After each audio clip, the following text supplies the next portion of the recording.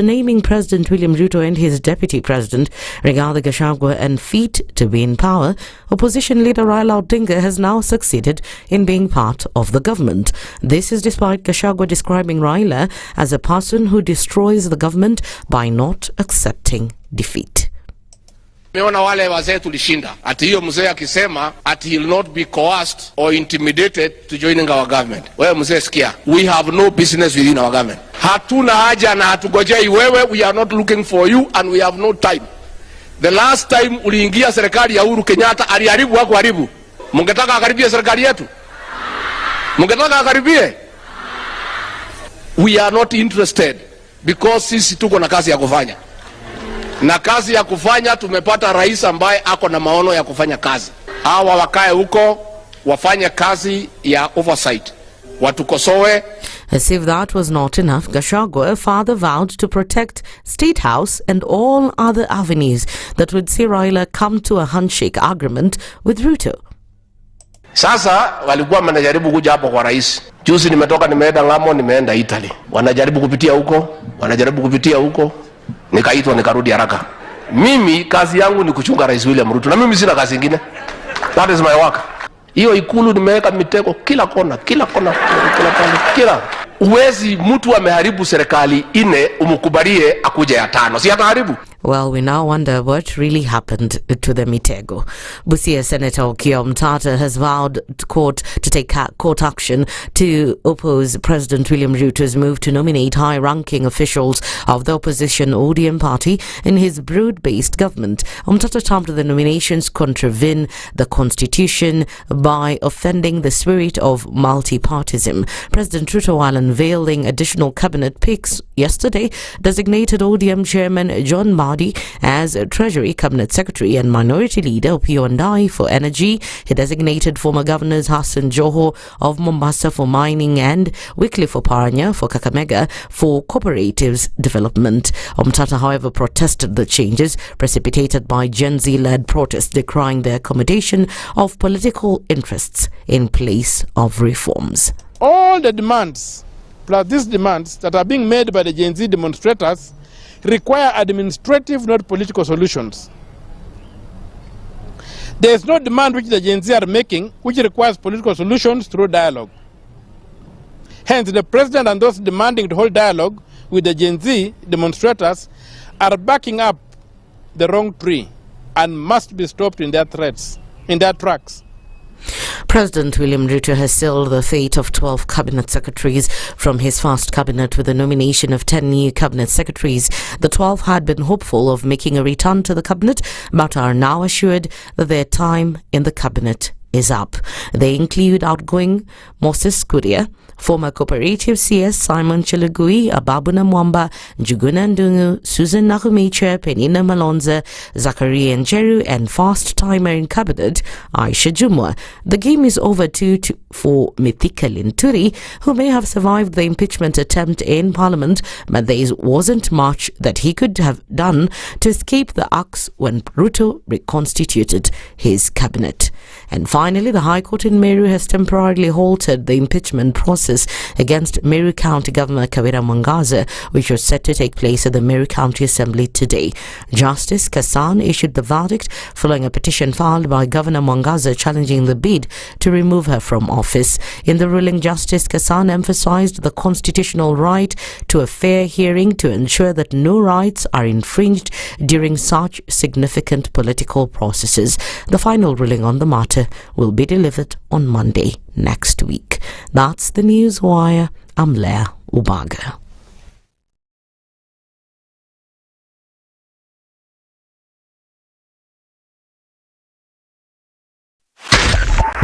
.5 SpiceFM, Kisumu.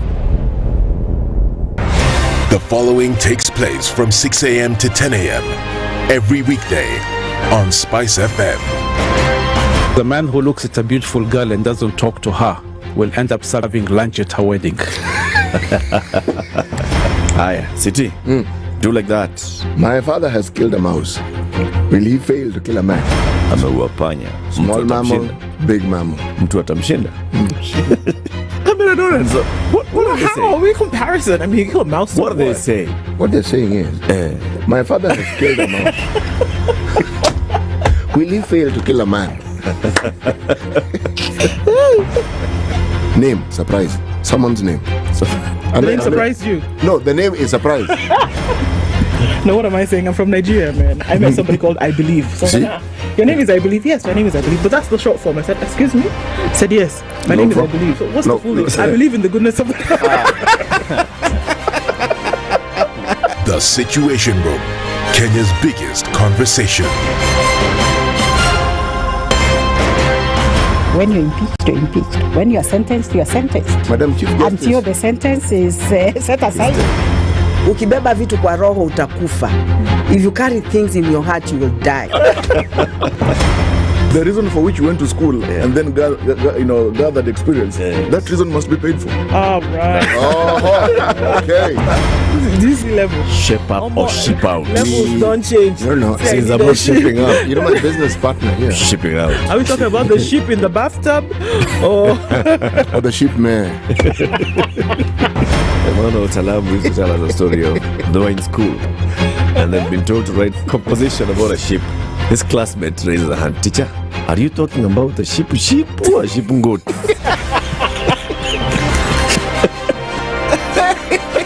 The Situation Room, Kenya's biggest conversation. One of the things that are ailing our country is negative ethnicity.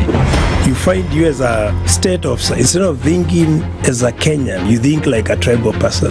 Let me tell you something. The biggest problem we have had in this country is a leadership deficit. There is nothing that you are going to do in the process of change if you are not a risk taker. So you really have to pursue your vision to a logical conclusion and even be ready to step on people's toes. When it comes to the economy, you can't run away with it. They say statistics are like bikinis. They reveal a lot, but they conceal the vitals.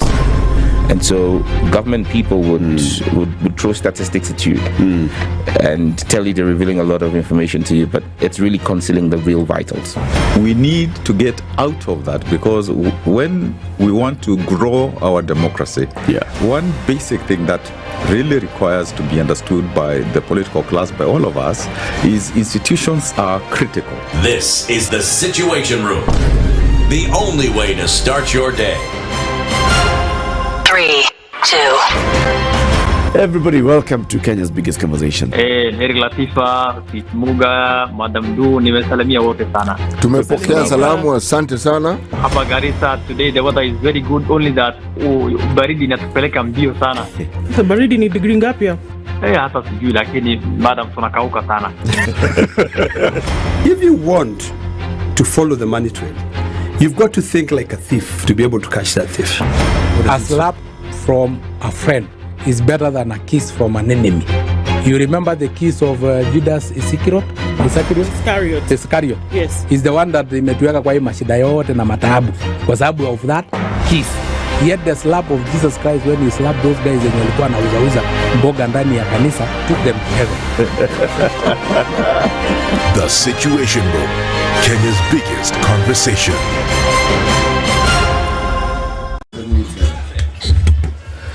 Good morning and welcome to Thursday. Let's start with fog lights up because you're going to need them today. It's a really foggy morning around the country. Nairobi and then going west through to Limuru, Naivasha. The fog is very low. Clouds are low and there's a lot of mist, so you're going to want to use them this morning. It might cause some traffic, but we're going to watch and see what that looks like throughout the rest of the city. I don't think we're seeing too much of an issue. You'll be able to get through into the CBD, coming in from Mombasa Road, the Thika Superhighway, Langata Road, Jogo Road. Not a problem here whatsoever. It is still very early, and like we said, it's quite foggy. So use the lights, tafadhali, and let's talk SpiceFM KE on X, hashtag the Situation Room.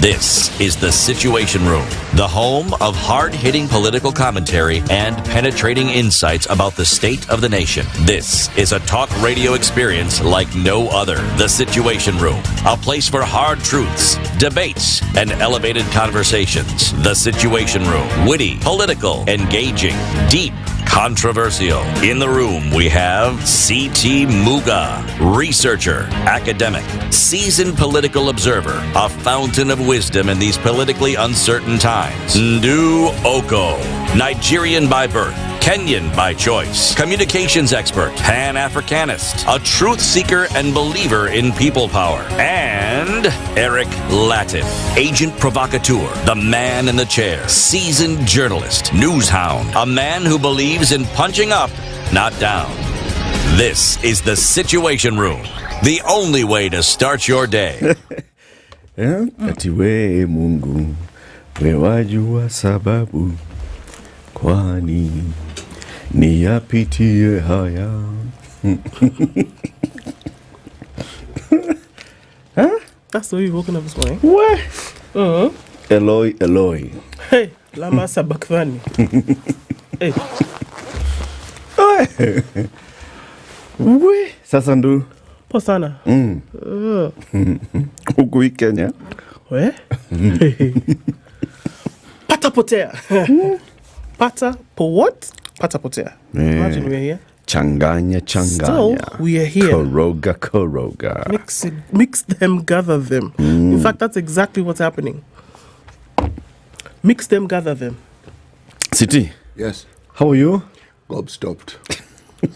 Yeah, who? Bob. Hi, Bob. His gob stopped. Oh, gob. Kwisha. I mean, what is there to say? What do you want to say? Eh? Even if they told you to say something today, what will you say?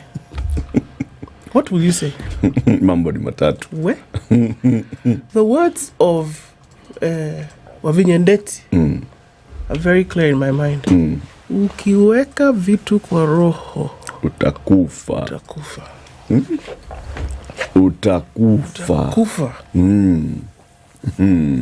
Here you are thinking it's this way.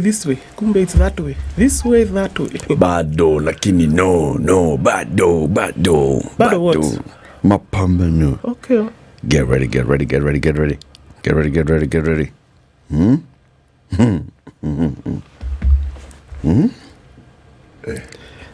Welcome to Thursday. It's the 25th of July, 2024. We celebrate this republic of ours. It's called Kenya. Yeah. A lot's happened and a lot's happening. We'll be having those conversations throughout the day, wherever you're tuned in. Asante sana for joining us. Let me tell you what we shall discuss. 7 a.m., we shall have a conversation about Medic East Africa 2024, the positive shifts in East Africa's healthcare landscape. Amog Wadwalkar is an exhibition manager for informal markets. There's an expo that's coming up on the positive shifts in East Africa's healthcare landscape, and that's what we'll be discussing at 7 a.m. At 8 o'clock. It's about divorce, do's and don'ts. An advocate and specialist in child and family law in Kenya will be joining us at 8 o'clock for that. And then at 9, tuangalie imambo. Ati kumeendaje? That's what we shall do. Kumeendaje? Yeah. Okay. Ati what has happened? Ati what? Okay. Things you never thought you could see. Fine. You're seeing them here. Okay, Basi. It's like 14 minutes after 6. Do tell us about the weather. So. Hey, fog has descended. Yep. My friend. Can't see beyond 2 meters of your vehicle. Can you imagine what it's looking like in Kapenguria? What's that place that's very cold? It's called Timboro. That one. that Kapenguria called Timboro. Can you imagine what it's looking like there this morning? It's gloom across Kenya. Yummy. This morning. The second time this has happened, remember the last Thursday, something similar happened, but it was colder than it is today. It's the mist that would give you the thought that it's very cold today. Fog. Hiya. This is the Situation Room, the only way to start your day. The weather with SpiceFM. Cloudy conditions at 12 in Nairobi. Actually, a foggy morning. We'll see highs of 24. And back down to lows of 12 today. It's 13 and cloudy in Nakuru with highs of 25. 24 will be the high in a mostly cloudy Nyeri at 12. It's 12 and cloudy in Eldoret with highs of 22. Mombasa is cloudy at 24 with highs of 29. And we'll see highs of 28 in a partly cloudy Malindi at 24. It's 19 and cloudy with highs of 27 in Kisumu, and we'll see highs of 27 in a partly cloudy Kakamega at 16. Looking into a cloudy Kampala at 17, we'll see highs of 28 and we'll see highs of 30 in a partly cloudy Dar es Salaam at 23. Johannesburg is 6 degrees. We'll see highs of 20 and lows of 5. It's 25 and sunny in Mogadishu. Even now, highs of 29 and lows of 24. Cloudy conditions through Thursday in Addis Ababa with highs of 31. And into Lagos, it's cloudy at 25 with highs of 29. While Kinshasa is clear at 20, it'll go to highs of 30. We're looking into a cloudy Beijing Thursday afternoon at 24 with highs of 28, and Paris is cloudy at 17 with highs of 28. London cloudy at 16 with highs of 20, and Wednesday night in New York is cloudy at 24. Coming into Thursday, we'll see highs of 28 and lows of 22. Mature, intelligent talk every morning. Spice up yourself.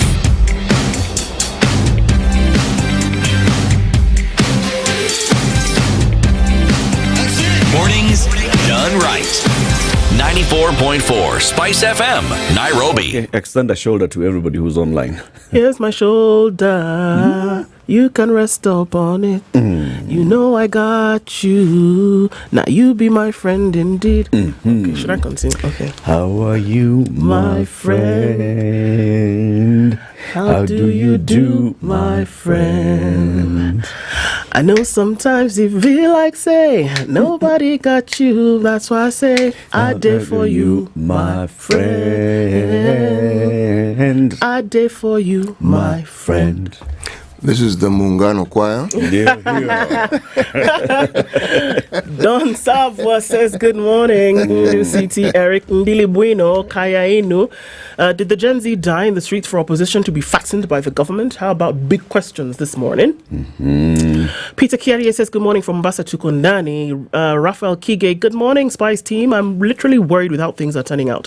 Kenya is going down the drain. Wololo. Samuel Bakora says good morning, Team Spice. I love you guys. Well, we love you too. Good morning from Mombasa, says Robert Mboko. Good morning, good people. Atakama Ruto ametuonyesha ile kitu ni sawa. Cyprian Kamboni says good morning. What a sad day for Kenyans. Now, hey, people are being called conmen. Oh, yeah. Sylvester Kengo says good morning from Nanyuki. Good morning, Team Spice. The only way I start my weekdays. Good morning to you, Barry Juma.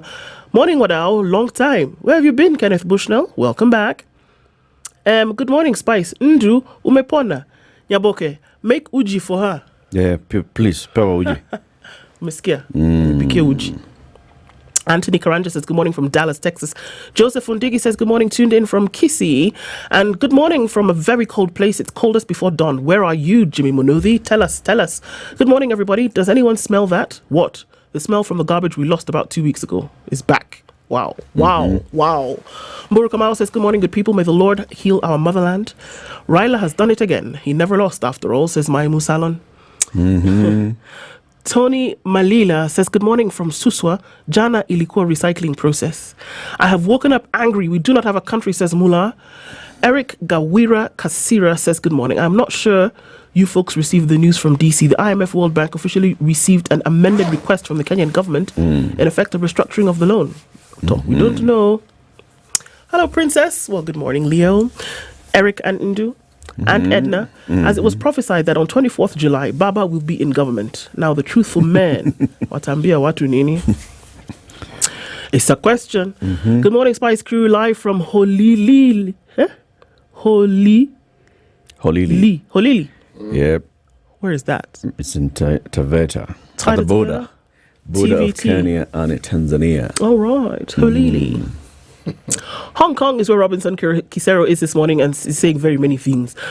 Why is ODM getting into government? Ruto dissolved the cabinet because of protest or because of ODM? Which one? Ruto and Raila have shown us the greatest sign of disrespect. Whoa, low. Humphrey Omondi says good morning. Good morning from Brazil. Fredo Kumu, you're in Brazil. Mungu Abariki, Kenya. All right. Edwin Mwani says, good morning. Tuned in from Forney in Texas. Good morning, Edwin. Moses Mwangi says, good morning from Kitengela. Politicians versus people liberation. Bernardo Kello is tuned in from Doha. Rule Karaoke says, good morning. Spice team tuned in from Ontario. Many people here. But Icelandic is here. Abdi Tafa says, Assalamu alaikum. Alaikum salam. Good morning, my fellow Kenyan citizens. Blessed day for everyone. Yes, indeed. Many people online today. We can see you one by one. It's fire. Where you keep coming in. June Kima, Ayub, Patrick, Rachel, Donald, Mshek. Good morning to everybody. Karibuni sana. Everybody, welcome. CT, what is today's proverb? If you live by the river, you should make friends with the crocodile.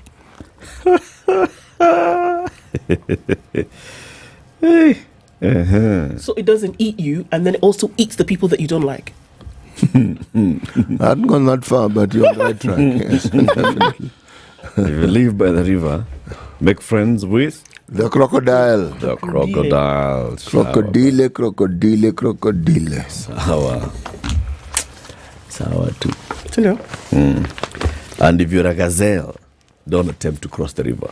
It is not recommended. Unless the croc is your friend. No, croc can't be your friend. If you're a gazelle. No way. Croc But your you know, friend. that's why you make friends to croc beforehand. So you can cross willy-nilly. It is for others. You know, it's for monkeys and frogs. Oh, wow. Where? Wanjiro says good morning as well. She's tuned in. Why is the opposition in government? Why is the leader of minority in government? Why are we talking about democracy to the pits? Woken up super angry. Is this how the Mau were feeling? This is one Wanjiro we call it? No. It's called Wanjiro Mwangi. Says she's always tuned in. Okay. If you live by the river, make friends with the crocodile. First, identify the crocodile. Okay? And don't mistake the logs you see in the water as a crocodile. As a crocodile. Logs are logs, crocodiles are crocodiles. And crocodiles will sometimes pretend to be logs. Yes, so that you can step on them. So they can eat you. Yes, so they can gulp you. Headlines of Adali. On the front page of the Standard this morning, Ruto hangs on to Raila for survival. That's interesting. Odinga's ODM party's two deputy leaders, its chairman and minority leader, get plum posts as President Ruto unveils the second batch of cabinet nominees, with 5 old faces making a comeback and critics hitting out at the head of state for ignoring Gen Z's demands for professionals. Winners. Hassan Joho comes in to the mining and blue economy. Wycliffe Oparanya comes into cooperatives and MSMEs. Opiyo Wandayi now comes in as the Energy and Petroleum CS, and John Badi at the National Treasury.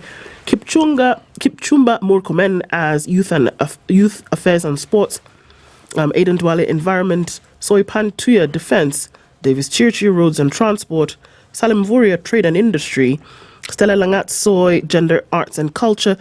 Kindiki Kivure as Interior and National Admin, Alice Wahome, Lands and Public Works, Margaret Ndungu, Information and Communication, Julius Migosi as Education, Andrew Karanja, Agriculture, Eric Muga,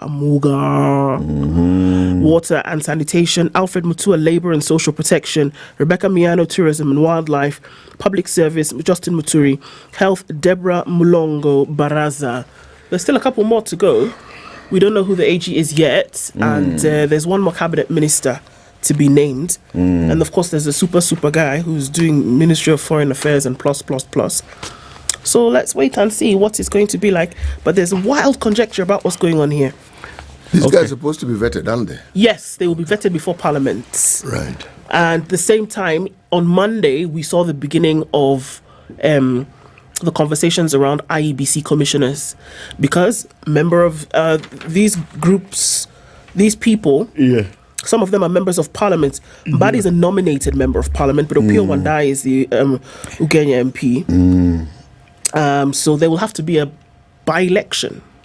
That's how it usually works. And you need to have an IEBC in place in order to do that. So these things will run concurrently. Pale Ugenya. Okay. Petitioners seek a referendum to oust Ruto and Gachagua from power. There's a number of them who've gone to court, 7, I believe, who've or more. Which one? They've done what? To oust the presidency. 14 of them. 14, there you go. I knew it was either 7 or double. Yeah. So there we go. Plus ça change, plus c'est la même chose. The more things change, the more they remain the same. That's another headline that we're looking at here. On the front page of The Nation, enter Raila, the coalition king. Somebody did a montage of different pictures of him having handshakes with different people. And this is just another one in the cap, if it can be deemed a feather. From Moi's cooperation, Kibaki's coalition government, Uhuru's handshake, to Ruto's broad-based government, the veteran opposition leader has been a man not far from the centre of power, whether through the back door or otherwise, entering into some loose arrangement with the government of the day. It seems to always happen. Yes, what needs to be audited is how exactly the country benefits from all this. Because there are benefits, yes. But where there are benefits, there are also losses. C'est vrai? Let's see. Don't shoot... Go on. Don't shoot the messenger. Media freedom under siege. Journalists yesterday took to the streets to protest against police brutality and other attacks against local and international media. Tumesema what? Tumesema no. Okay. Indian firm eyes 18% return from JKIA deal. A firm has proposed to invest 246 billion shillings to upgrade the Jomo Kenyatta International Airport. And they're the ones who came. Yeah, they came. It'll be interesting because now Davis Churchill will be at the center of that. They weren't called, they came. They were, yeah, they on came. their own. They said They're traveling. They said, this airport can never be like that. No, they were looking at Twitter. And then they were seeing Kipchumba, leaking. Kipchumba, nini. Kipchumba, said, how? International airport. And remember, there was a visit by our president to India. So look. You came through that airport to come here. Wait. You're from Kenya? Wait. We've been coming to your airports. We've been coming to your airports. How you come here? We flew from Kenya? Yeah. That airport? Airport? No. Wait, no. Can never be. No. I'll tell you about the Business Daily. That is the headline in the Business Daily. India firm targets 18% annual return in JKIA. State raises debt target by 164 billion shillings to fill the budget hole. So, Pole. mambo ya billion, the budget na hole. Lawmakers are seeking to raise Kenya's borrowing target for the current financial year by 164 billion shillings to fill the hole in the budget despite a raft of expenditure cuts that have hit development projects. So, Dede Nyoro's Committee of Budget and Appropriations has proposed an overall 121 billion shillings cut in the budget to 3.87 trillion. So our budget is going to be 3.87 trillion and not 3.9. So that's a big improvement. A huge improvement, yes. I must say. You can't say, I mean, after all, you've saved some money. Yeah, that's a huge improvement. It was going to be 3. It could have been 3.9. But it's 3.87? In fact, initially it was going to be 4.2. And what's the target? Yeah. What do we aim to collect? Because we're not collecting that 3 point whatever. Collection is still 2.9. Revenue targets have been revised downwards from 3.06 trillion. That is the new figure. We aim to collect 3.06 trillion shillings in revenue this year without the finance bill. That was going to give 256 billion shillings. Without the finance bill, the target for revenues this year is 3 trillion shillings. The KRA collected 2.3 trillion. 2.3 trillion is a lot of money.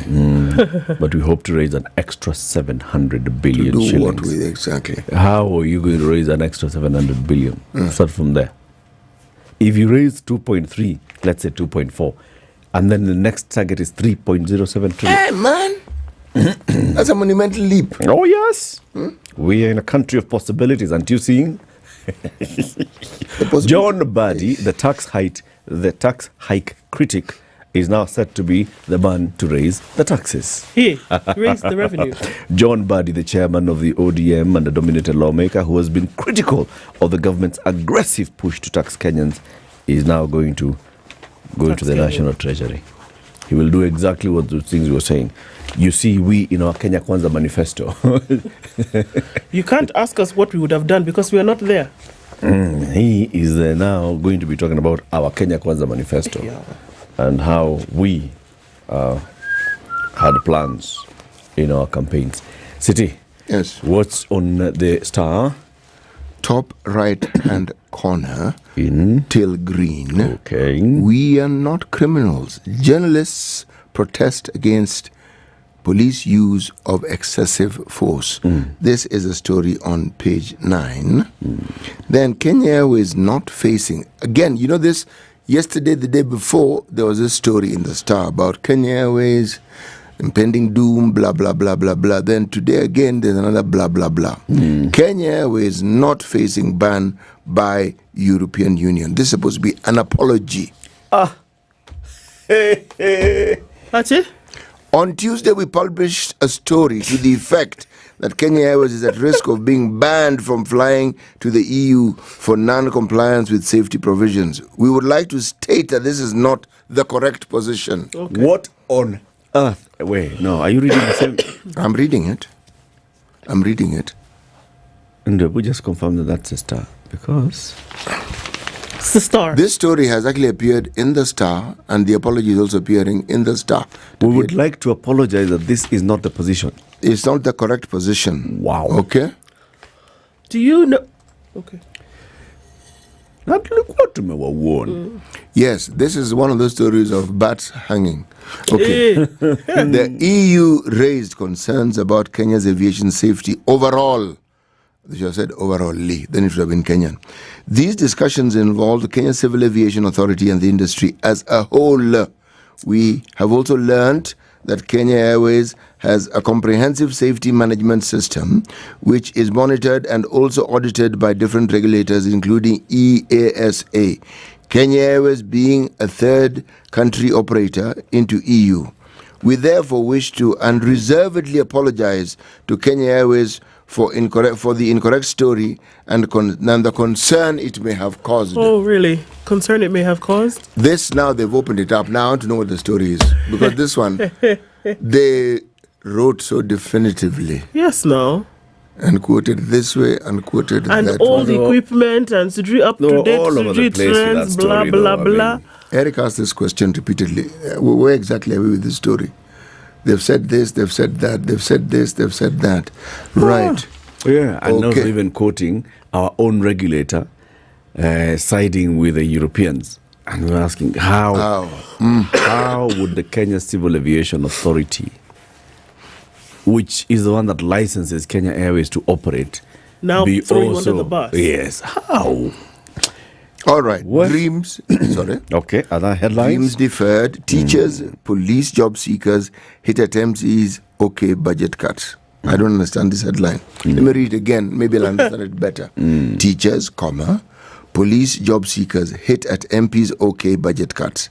Youths who are eyeing police jobs this year may have to wait longer after MPs approved, among others, budget reductions affecting their recruitment. That's what they're saying. All right, makes perfect sense. Then there is a picture. Radio Africa CEO Kwaku retires. There's a picture of the said gentleman cutting. There's this humongous cake, and there's these people standing around it. Yes, it's a farewell party at Lion Place Westlands. There's the head of events, Moina Kimojino, that's head of events. Radio Africa Group Chairman Kiprono Kitonyi, new CEO Martin Kafafa, Star COO Agnes this is Kaleche, and Group Head of Content Paul Lado. Hakuenda KBC? That I don't know. I just know that she's being mentioned in this picture. Interesting. She was former Star, because Agnes Kaleche was appointed as for KBC MD. Yeah, but she's here. She used to work and they say Star COO. Okay. It's the Star that has written. It's a Star that has written, and then there's a picture of a guy. The same Star that apologized. So you know anything can happen. Yes. So just okay. Then there's a picture. In this picture, it's a picture in the middle of the paper. There's a guy with a saxophone, but they don't mention his name. Okay. Sorry, Nani, your name wasn't mentioned. And bang in the middle of the paper, Ruto Raila new union to redefine 2027 race. Really? Really. Nominations seem to be part of President's strategy to solidify support in parts of the country. I see. Now there's a picture of Cooperative C as nominee, Wycliffe Oparanya, mining, and Blue economy. Thank you so much. You know, you did well, because I was going to say waterworks. Then, all right. You're going to say ocean. Ocean, yes. And that's where my mind was. Because I was looking at the ocean. I'm saying this thing in charge of oceans. It's called what exactly? Treasury, John Mbadi. Energy. Opio Andaya. Opio looks energized from this picture. Gender, Stella Langat. Okay. That's the headline in the Star. Okay. Yes. The People Daily, they've been having those headlines. The Grand Hijack. They have a photo of Raila on one side, Ruto on the other side, and the cabinet nominees in the mid-row. And then they say shameless politicians exploit sacrifices by Gen Z, including bloodshed, in their resolution for good governance to cut deals and secure nominations into Ruto's cabinet. The Grand Hijack. Hey. The other headline there is Kalonzo, the last man standing. Joining government of national unity is a betrayal of the Kenyan people, particularly Gen Z and millennials, he declares. There's a small headline, strip headline there. We are not criminals, crimes tell government. Hii kitu ambayo inaitwa Taifa Leo, Ruto ameza ODM. Rais ateua mwenyekiti, manaibu wawili wa vinara vya chama na kiongozi wa wachache bungeni kuwa mawaziri. Alafu kuna mawaziri kumi wa awali waliopoteza bendera. Unaona hiyo maseno? Inaonekana kwamba timemeza. Last time this happened, Olbaro nabeba machungwa. There was a last time previously, not really too long ago, a decade or so too. Something similar happened to Kanu. We know how that went. That was a Tinga. That time it was a tractor. It had an engine. It has an engine. Hii ni machungwa inaweza kuwa hata inakuwa na mdudu ndani. Na mdudu naweza kula wewe. Mdudu naweza kula wewe. Yes. Machungwa yamewekwa kwa wheelbarrow. Ndio huyu mama wa kuuza mboga na kuuza machungwa kwa barabara auze machungwa akiwa kwa wheelbarrow. Machungwa kwa nani? Machungwa. Ile kitu huyu mama hana sasa ni watermelon. This is the Situation Room, the only way to start your day. All right, so what are we looking at? Fog still low in many parts of the country this morning. We have a little bit of traffic on the Thika Superhighway, and it's coming in hot towards Muranga Road. And at the Globe Cinema roundabout, nothing happening just yet, but that traffic is going to come in. It's coming in heavy. In from Garden City, and likely to pile up even more later. Kangunda Road has some traffic heading out into the CBD. And let's take a quick look at Mombasa Road itself. Coming in from Syokimau out towards Mulolongo, we have some, rather in from Mulolongo, we have some traffic there. But it's not at a standstill. It's moving and it's building. The Eastern Bypass doesn't look too bad for now. So we're going to keep an eye on things and see how they progress. Closer to 7, SpiceFM KE on X, #The Situation Room. Mature, intelligent talk every morning. Spice up yourself.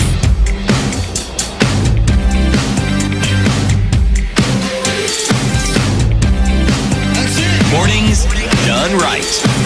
94.4 Spice FM, Nairobi. There's a story in the Standard, and it talks about why Raila proves yet again why he's the ultimate power broker. Rather, why he's the ultimate broker of political power. I think it's interesting. Many people would say sellout traitor. This is calling him broker. Azimio leader Raila Odinga yesterday lived up to his name of Enigma after he managed to squeeze 4 cabinet slots from President William Ruto, a man who defeated him 2 years ago. No women, bwana. Raila firmly placed his foot in the Kenya Kwanza administration, sealing his 4th back-to-back entry into government after losing in presidential elections in 1997, 2007, 2013, 2017, and 2024. The move solidifies his reputation as the ultimate deal-maker and kingmaker. After much anticipation, President Ruto welcomed 4 senior ODM party officials into his government, handing the coveted National Treasury docket to Raila's party chairman, John Mbadi. Former Kakamega Governor Wycliffe Oparanya, who had benefited in the government of National Unity in 2007, was also nominated as Cooperatives and MSME Development Cabinet Secretary. Oparanya is an ODM party leader. Another ODM deputy leader, Hassan Joho, was nominated as CS for mining, blue waters, ocean, and maritime affairs. National Assembly Minority Leader Opiyo Wandayi, who is also ODM Secretary of Political Affairs, was nominated to head the powerful energy and petroleum docket. Although the deal between the president and Raila on sharing cabinet seats has been widely perceived as a major betrayal by opposition sympathizers, including Wiper and NARC Kenya party leaders Kalonzo Musyoka and Martha Karua, ODM leaders, rather allies, have praised it as a significant achievement. Are you surprised? Ruto has it's an achievement, isn't it? Yeah. I mean, surely you get into government just by, breathing.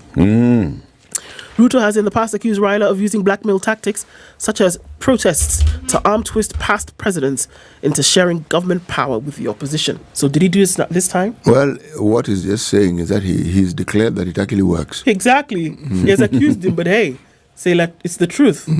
It's what's happening. Yeah. You know, when we hosted the gentleman from Sudan here, Albino, and he was giving all those examples of, uprisings that somebody who is nowhere in the front line of the uprising is the one who ends up benefiting from the uprising. We were talking about, those ones where, giving us West Africa, where it's a popular uprising, but some military guy comes and take over and he does not leave. In uprising in Sudan, same thing happened. The uprising in Egypt, and the Muslim Brotherhood came in and took over and appeared like they were the leaders of that uprising. Other people benefit from those uprisings. Kenya will be a very different story. Because you're like, Allah. What on earth? It is not a military guy. No. It is not some guy who he was fighting Okoh in the Bundus. It's just a guy who's there and has basically taken over. How did this is go on. It's met with wonder because you have to ask yourself, how did this actually happen? The last couple of weeks, what have we been talking about? Anti-government protests, they've been in the street, whatever. It's been like a start-stop kind of thing. Raila Odinga comes into the conversation and people tell him, Agwambo, sit over there. You have shown us the way, let us go. No, even before that, there was, remember that famous clip of that young girl on the streets and saying, Baba, you've done enough. Now we're taking over. We're taking over. You stay there. And he's like, I am so proud of you, of my children. People. I am so proud of my children. Viva! And he even went ahead and said, they have told me to sit back. So I'm sitting back. And I'm encouraging them. But it's almost like, that thing that itches you. You can't. You just have to. You have to scratch the itch. But he's pulled into the conversation, and it's almost as though he was the one behind this Gen Z movement, because he's the one that suddenly everybody's having a conversation with. The word treachery comes to mind. Doesn't it just? And then, but since we're discussing politics, it can't be, can it really? Because remember how the issue of the watermelon came about? Yeah. Okay? Yeah. Remember? We're in this party. We're still going this thing. Before you know it, zip up, formed your own party, your vice president thinking, hey, guy, what happened? Where? I thought we were in this thing. What happened? Well, you snooze, you lose, bro. So now we have a story. ODM and EC met and they decided and they stated categorically that they, as ODM, were not. Then Martha Karua comes in and tells us, Raila's my friend. But we're not bonging. My friend. And from everything I've been told, he has taken this position. And indeed he has. His people, on the other hand, have they? A corner thing, you cannot convince me in any way, shape, or form that Raila is not saying yes to this. Look, the party leader of ODM is Raila Odinga. It has two deputy party leaders, Wycliffe Oparanya and Hassan Ali Joho. Two. Where are they? Inside. Yeah. The party chairman of ODM is John Badi. Where is he? Inside.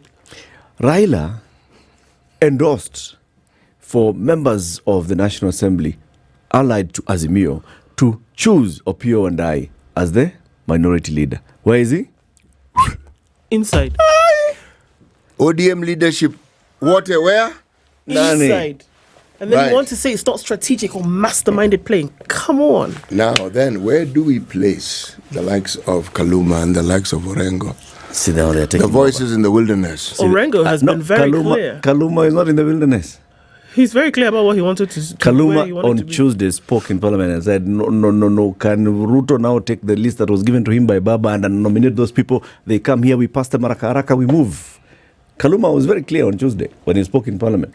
He is for these guys to get into government. Orengo, on the other hand, you know what that means? If the minority leader leaves, so I can also be the gap. There's like a gap that's left. And minority leader, by there comes with benefit. It's not just a name. Iko Fisi, Iko Gari, Iko Bendera. Iko many things. Let me read to you what James Orengo put on X yesterday when this was all happening. Taking a CS position in the name of ODM betrays the principles of the Constitution and the progressive movement which the party represents. It's absolute treachery and an act of political cannibalism. Even hyenas are not as bloodthirsty to eat the dead. Watching you tomorrow. And then later he said, principle is indivisible. It is either wholly kept or wholly sacrificed. Jaborengo, please just sit there. We will talk to you later. He's now him. He's okay, Jaborengo. By the way, when it comes to politics and when it comes to the things that people say, please don't just take in what they are saying. Look at the larger picture and ask yourself, what do we see happening here? Is there negotiation going on? Is there choreography going on here? Is what is going on actually planned? Is what is going on really what is going on? Because something of this nature, and then you see the individuals who have now been nominated by ODM. Anyway, India Farm. Remember, one of the reasons why, the reason why the Tuesday protest was targeting JKIA was because of this deal. Okay? When Kipchumba Murkomen was here as Minister for Roads and Transport, the last interview that he gave, he told us, in the matter of the airport, we are actually looking at modernizing this airport. Remember, the Greenfields project had collapsed and it was going to cost us a lot of money. Now, what we are looking at is a PPP model where a company comes in, invests, builds a new terminal, build, operate, transfer. That company, he did not tell us who they are. Kumbe, we now know. They are India's Adani Airport Holdings, which is proposing to invest $1.85 billion to expand the JKIA under a concession deal that, if accepted, could earn it an 18% annual return over 30 years. Adani's privately initiated proposal to JKIA manager, Kenya Airports Authority, shows that the Indian firm would upgrade the airport, including constructing a second runway and a new passenger terminal, and a 30-year build, operate, transfer contract at a fee to be determined by the two parties. So it is a privately initiated proposal, okay? Okay. They said, they were like, you guys, mko na shida na muone mko na shida. Wacha tuwasaidie. Hii ndio shida. Wacha tuwasaidie kutatua shida. Under a BOT contract, a government typically grants a concession to a private company to finance, build and operate a project. The company operates the project for some time to recoup its investment through fees and other collections, then transfers control of the project back to the government. The investment in JKI infrastructure development necessitates substantial and low-cost funds at the earliest by large private players such as the proposed Adani, Herein and PPP offers an avenue to achieve this objective, Adani said in its proposal to KAA, noting that it targets to finance the project through debt and equity. Adani's financial proposal shows $750 million will be spent on developing a new terminal, including apron taxiway and 2 rapid exit taxiways. This is expected to be completed by 2029. Okay? Simbali sana, by the way. Okay. A further $92 million will be used to improve the taxiway network system, set up 2 more rapid exits, and construct other related facilities like remote aircraft parking stands to be completed in 2035. Adani is also proposing to spend $620 million on developing new facilities, adding that this will be done to ensure seamless integration with the existing infrastructure. The proposal is a city-side development that would consist of hospitality, business hubs, and other amenities accessible by travelers and city residents. So they're also going to put new hotels, vitu kama hiyo. Sawa. The Indian company is banking on the financial muscle of its parent firm, Adani Enterprises, which has more than 17 billion, that is 2.2 trillion shillings in assets. It's a rich company. Big time. It wants to run the airport for 30 years and transfer it back to JKIA at a value to be determined by the two parties, leaving it with an equity internal rate of return of 18%. IRR is a financial analysis metric used to estimate the profitability of potential investments. During the 30 years, Adani will be entitled to set the dollar-denominated charges on airlines and other users for its services at JKIA to guarantee the target return. Where? Does that look to you like a PPP? It is a PPP. They say it's a PPP. When you hand over the running of the airport to that organization, how is it a PPP? It's a PPP. It's like this thing of ours here called Expressway. This is not a PPP. It's a PPP. This thing is owned by some PPP what? Who owns it with whom? It's public-private partnership. Who's the public that owns it? Public owns the road. It's a partnership, okay? Public owns the space. Private invests and runs it. Build, operate, transfer, okay?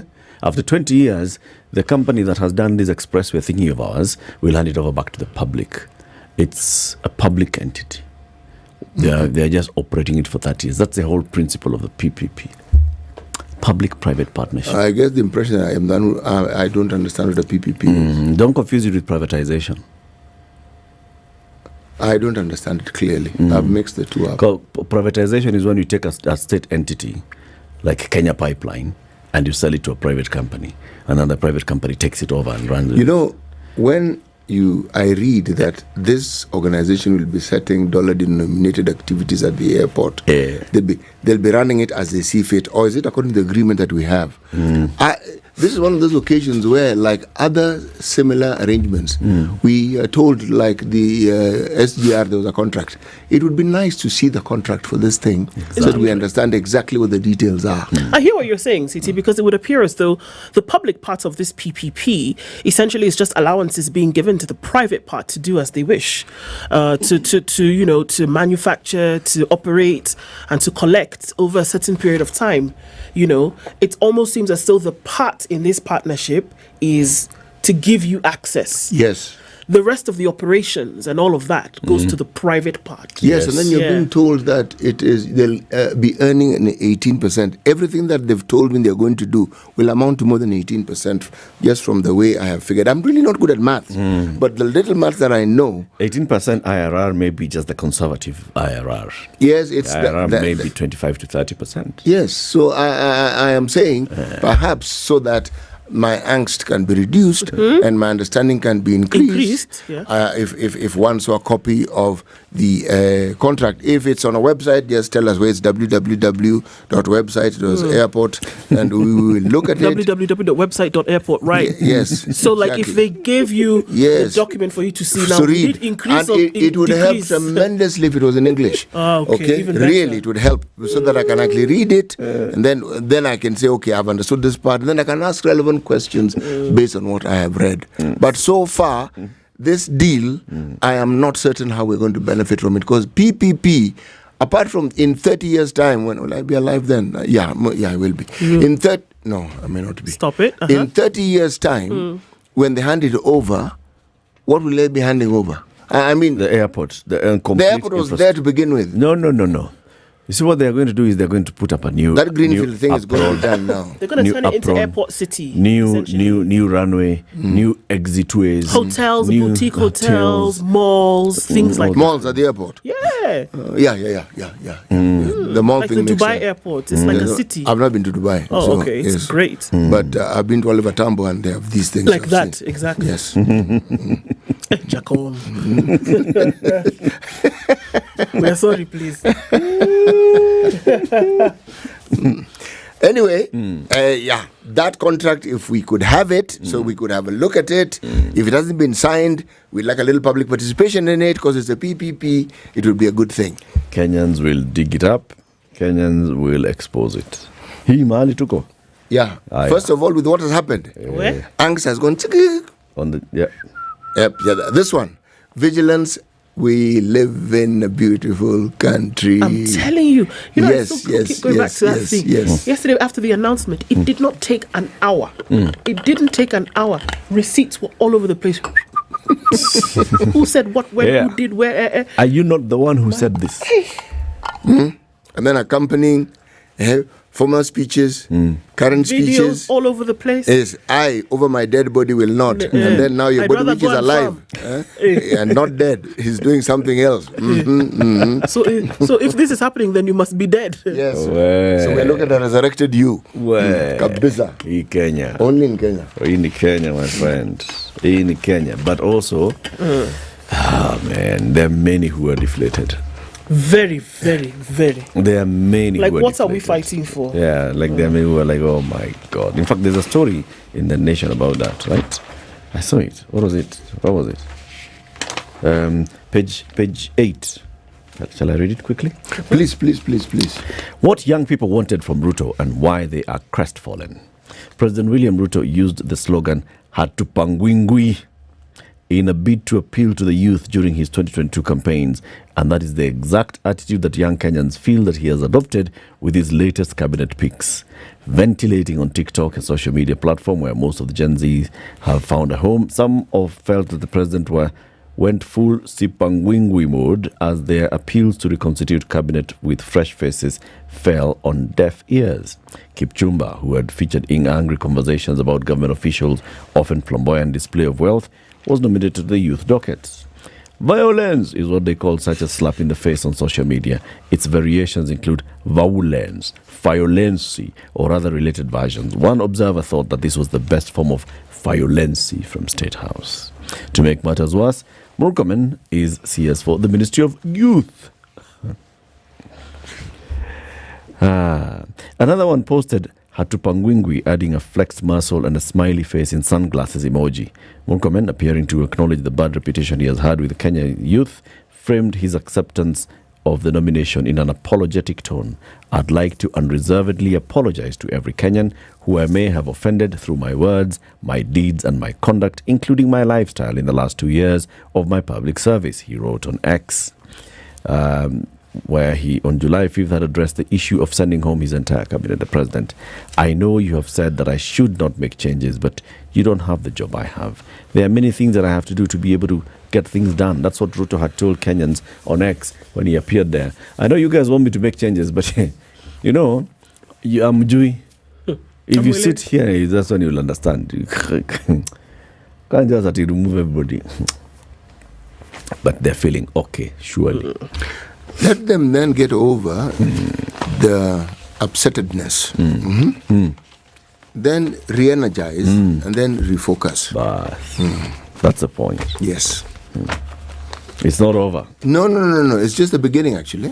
It's just the beginning. And the call for transparency and accountability does not have to... I don't think it should ever end. Yep.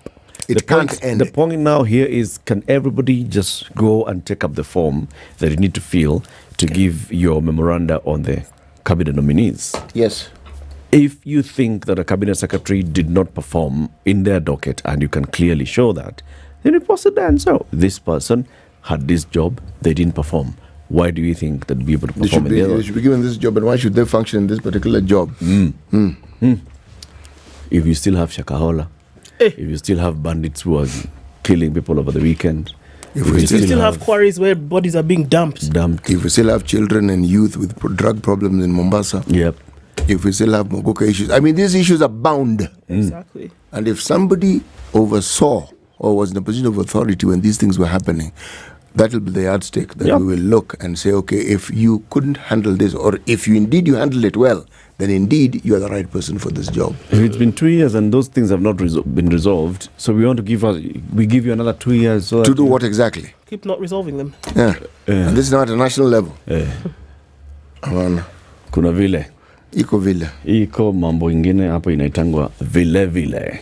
Keep it here for more conversations. In the next hour, we talk about healthcare and how healthcare has improved in East Africa.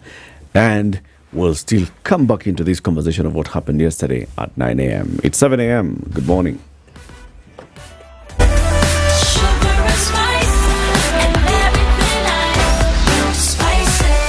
Spice up your life. The news at the top of the hour. Vibes Radio.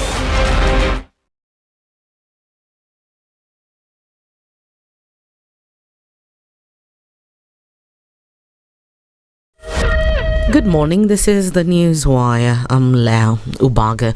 President William Ruto's move to appoint the opposition has raised more questions than answers, especially due to the positions of his own people immediately after winning the 2022 election. From leading the protests against the government to naming President Ruto and his deputy Rigathi Gachagua unfit to be in power, opposition leader Raila Odinga has now succeeded in being part of the government. This is despite Gachagua describing Raila as a person who destroys anything he touches, especially if he'll be allowed to be in government. Meona wale wazee tulishinda. Ati hiyo mzee akisema ati he'll not be coerced or intimidated to joining our government. Wewe mzee sikia. We have no business within our government. Hatuna haja na hatugojei wewe. We are not looking for you and we have no time. The last time uliingia serikali ya Uhuru Kenyatta aliharibu wako haribu. Mungetaka akaribie serikali yetu? Mungetaka akaribie? We are not interested because sisi tuko na kazi ya kufanya. Na kazi ya kufanya tumepata rais ambaye ako na maono ya kufanya kazi. Hawa wakae huko wafanye kazi ya oversight. Watukosoe. Gachagua had further vowed to protect State House and all other avenues that would see Raila come to a handshake agreement with Ruto. Sasa walikuwa wanajaribu kuja hapo kwa rais. Juzi nimetoka nimeenda ngamo nimeenda Italy. Wanajaribu kupitia huko. Nikaitwa nikarudi haraka. Mimi kazi yangu ni kuchunga Rais William Ruto na mimi sina kazi nyingine. That is my work. Hiyo ikulu nimeweka mitego kila kona. Uwezi mtu ameharibu serikali ine umukubalie akuje ya tano. Si ataharibu. However, the question still remains what happened to this mitegos, as those positions were not only given by Kenya Kwanza, but also at one time some of those who were appointed as ministers from the opposition, including Raila himself, Ali Hassan Joho and Oparanya, being the front line that Kenya Kwanza is not to be cooperated with. Hatuwezi kuongea na hao watu. Hayo mimi nasema no dialogue. I don't even dream of engaging with them. Ati huyu akitaka aje aongee sio na mimi niongee na Ruto nini? Mimi nikamtafute atanipa nini? Wilbaro. Nilipeleka Wilbaro mimi la kimtaani la kucheza nalo zamani. You cannot tell us that we cannot dialogue. That we cannot talk with Ruto. We cannot talk as Kenyans. What is the alternative? We cannot play politics of populism. But recent events and even the joint statement by President Ruto and Raila, the KICC, have silenced many and taught them that Kenya is indeed one nation, the main pillar being peace and quickly resolving political conflicts. I never believed in the handshake stories. I made my position very clear because I believe in democracy. I believe in a government that has checks and balances. Sasa mimi nimewaambia hii serikali mimi nawaambia hii serikali ni ya mahasla. Hakuna nusu mkate. But I'm happy to confirm that we have had consultations, and after extensive consultations we have agreed a dialogue is the way forward. The opportunity we have to work together across political lines, across different divisions, that we have had a situation where people who are supposed to be in the opposition are actually running matters in the executive. Well, that's a happy ending. Kisumu West MP Rosa Buyu has endorsed Suba North MP Millie Odhiambo for the position of Minority Leader in the National Assembly. MP Buyu said that Millie is distinguished for her contribution and debate in the House. Her statement on Wednesday was backed by a majority of women leaders in Parliament. If considered for the position, Millie will replace Ugenya MP Opio Andai, who was nominated for the position of Energy and Petroleum Cabinet Secretary. And finally, Kileleshwa Ward Representative Robert Alai now claims that Azimio leader Raila Odinga has a very narrow chance of getting the post of the African Union Commission chairmanship. Speaking to Radio Maisha, Alai said Raila's position has been affected by the strong politics in the country as well as his involvement in the protests. Nimewambia baba kwamba kwa Africa Union you have 20% chance of succeeding to be Africa Union chairman. Hauna nafasi yoyote pale ndani. Kwa sababu kulingana na vile tuna behave kama nchi. Alafu wewe mwenyewe pia ukiona maandamano unaenda kwa maandamano. Lakini That's the news wire. I'm Lea Ubanga.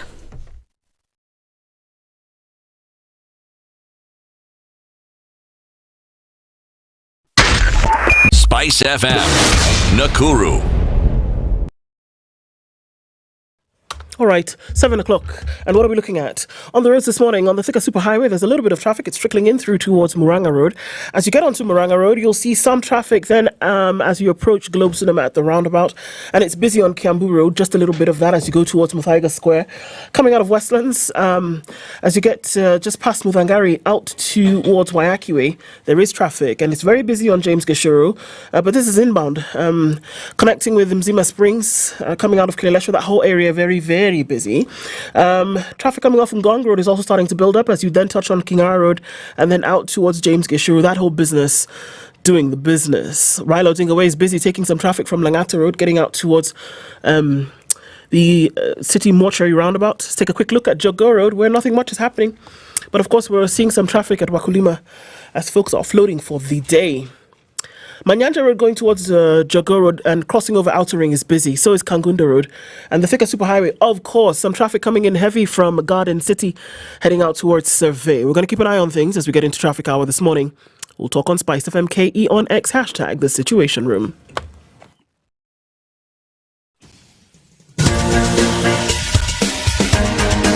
This is The Situation Room, the home of hard-hitting political commentary and penetrating insights about the state of the nation. This is a talk radio experience like no other. The Situation Room, a place for hard truths, debates, and elevated conversations. The Situation Room, witty, political, engaging, deep, controversial. In the room, we have C.T. Muga, researcher, academic, seasoned political observer, a fountain of wisdom in these politically uncertain times. Ndu Okoh, Nigerian by birth, Kenyan by choice, communications expert, Pan-Africanist, a truth seeker and believer in people power, and Eric Latiff, agent provocateur, the man in the chair, seasoned journalist, news hound, a man who believes in punching up, not down.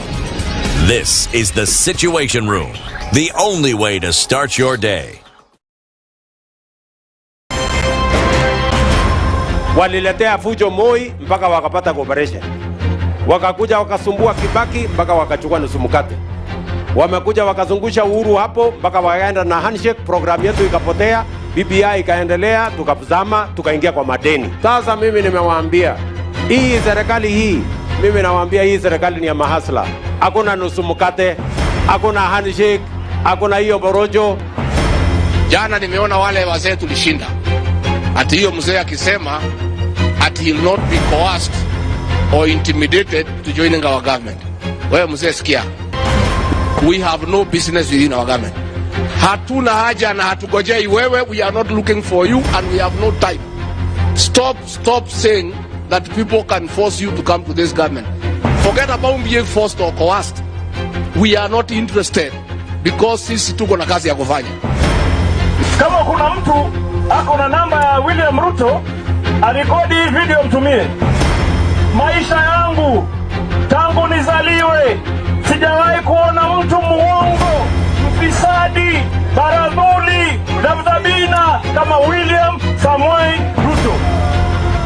Hassan Joho nikitaka kuongea, mimi I don't even dream of engaging with them. Ati huyu akitaka aje aongee sio na mimi niongee na Ruto nini? Mimi nikamtafute atanipa nini? Wilbaro. I wonder. Nilipeleka Wilbaro mimi la kimtaani la kucheza nalo zamani.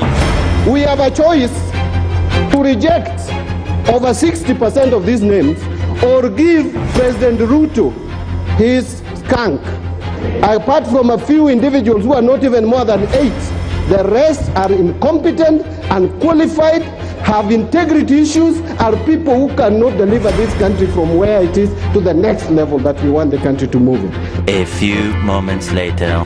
Now forwarded the name of John Mbadi Ngongo to the Ministry of National Treasury and Economic Planning. The Honorable Hassan Ali Joho, Ministry of Mining, Blue Economy and Maritime Affairs. The Situation Room, Kenya's biggest conversation. Good morning, it's 10 minutes after 7. How are you doing? It's Thursday, the 25th day of July 2024. In case you're wondering where you are in the Republic of Kenya. Or even if you're not in the Republic of Kenya physically, well, you are still in the Republic of Kenya, whatever you're doing. Thank you for tuning in to the Situation Room. We broadcast live from the Standard Group Center, SpiceFM on radio, KTN Home, YouTube, Facebook, X, TikTok, Radio Garden, everywhere to the world. Britain is telling you, if you open a money market fund account today, or if you open a Britain Smart Yield account today, and you put in 1,000 shillings, you could win 5,000 shillings today. Absolutely. So there are options for you. The money market fund is a short-term fund, so looking at short to mid-term. And then the Smart Yield account is a long-term fund. And on both, you could win interest. You could gain interest, 13.5% on the money market fund and 14% on the Smart Yield account. So what do you need to do? Set up your account, and you can do that. Citi has the numbers. Set up the account and put some money into it and start to watch it grow. Today, we're telling you that if you pay 1,000 shillings into that account that you've just set up, and you send us a DM, SpiceFM KE, on whatever platform you choose, you could win 5,000 shillings today. Evo too. Yes. Just like that. How do you open these accounts? You go to ke.britam.com. You then find the tab Save and Invest. Click on it. Then you choose whether you want to save on Britam Money Markets or the Britam Smart Yields. Click on Start Investing. Fill in the required information. If they ask you when, they ask you for promo code, write SpiceFM. And that's it. Put in the money, 2020, start earning. SMS the word SMART to 21778 for assistance. Our conversation for the next 1 hour is going to be looking at healthcare. Healthcare in the Republic of Kenya, healthcare in East Africa. The positive shifts in East Africa's healthcare landscape. We are joined by Amor Wadwalkar. He is an exhibition manager with Informa Markets. Amor, good morning. Good morning, Eric. Good to have you here. We call that the hot seat of the Situation Room. How does it feel? It feels wonderful, like to be present over here and be part of this particular session over here to discuss further about the healthcare exhibition that we would be doing in Kenya. Karibu sana. We'll get into that conversation shortly, but first listen to CT. He will give you the day's proverb. Every day, every week, CT goes to one African country, mines proverbs from that country, and then he brings one proverb a day. And the job of the person in the hot seat is to listen to the proverb and give us the interpretation. Are you ready? Yes. Okay, Citi, where are we this week? We are in the Union of the Comoros. I was informed that there's a proverb I had mentioned earlier and that I've repeated a proverb. So, having repeated that proverb, why don't I do right by our listeners so that I can actually give them an alternative proverb? How does that sound? All right. If you steal while carrying your son on your back, you will teach him to steal. If you steal while carrying your son on your back, you will teach him to steal. Yes. Amor, how would you interpret this proverb? I would like to keep it simple. I'll say it's better to do the right thing, irrespective of whether you are doing it in isolation or whether you're doing it in front of someone else, because whatever actions you do is basically you're kind of giving an exposure and like sending out the message to be it your family members, be it your community. So it's better to do the right thing rather than promoting wrongdoings. That's very it's a good interpretation. It's a very good interpretation. Very well said. Asante sana. Good one. Now, introduce us to the company that you work for, Informa Markets. Yes, so Informa Markets is a UK-based public limited company. It has offices globally. I come from the Informa Dubai office. Informa is known to do B2B exhibitions across the globe. And in fact, I represent the healthcare portfolio of Informa Markets. So we do healthcare exhibitions in Africa. In Africa, if I have to tell you about it, it's about in Kenya, in Nigeria, South Africa, Egypt, as well as the rest of the world, right from Asia to the US. So yeah, our forte is B2B exhibitions wherein we connect buyers and sellers together. Buyers and sellers of what?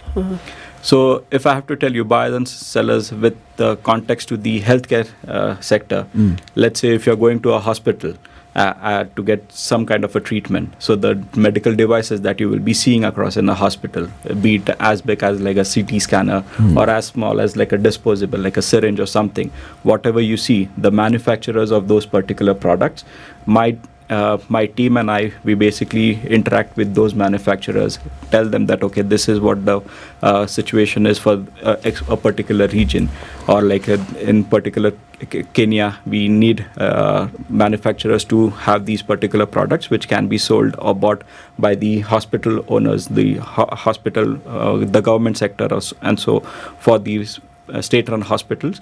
So they basically participate in the exhibitions and they interact with these sellers, the buyers, who would be basically a hospital CEOs, the chief medical directors, or the laboratory heads. So whatever you see in an hospital, right from the flooring, the lights, the equipment, those are the sellers who are the manufacturers, and the buyers would be someone who procure them to use it in their hospitals on a day-to-day basis. Do you prescribe, or do the buyers essentially come and say what they're looking for? Or would you say, because of course, with health, you've got levels of facilities, from 1 to 6. I'm using Kenya as an example. So do you prescribe what a particular buyer could use, or do they come and pick for themselves? My job over here, I wouldn't say like I prescribe as such. My role is to basically ensure that whatever the shortfall is, or the need, or the requirement is for that, for the healthcare sector of Kenya, I'm reaching out to the global markets, putting a case in front of them, telling them that, okay, these are the requirements for the Kenyan healthcare sector. Would you be interested in supplying the products to develop the healthcare sector in Kenya? And if they are interested, they join us on board for the exhibition, wherein over a period of 3 days, they showcase their products and talk about these products to the hospital, like to the doctors. So basically they have the technical knowledge, they have the understanding what needs to be procured, or how it can be implemented in their day-to-day life. So those particular products have been a decision is taken by the hospital healthcare professionals. Looking at the Kenyan market, what are the requirements for the Kenyan market from what you see?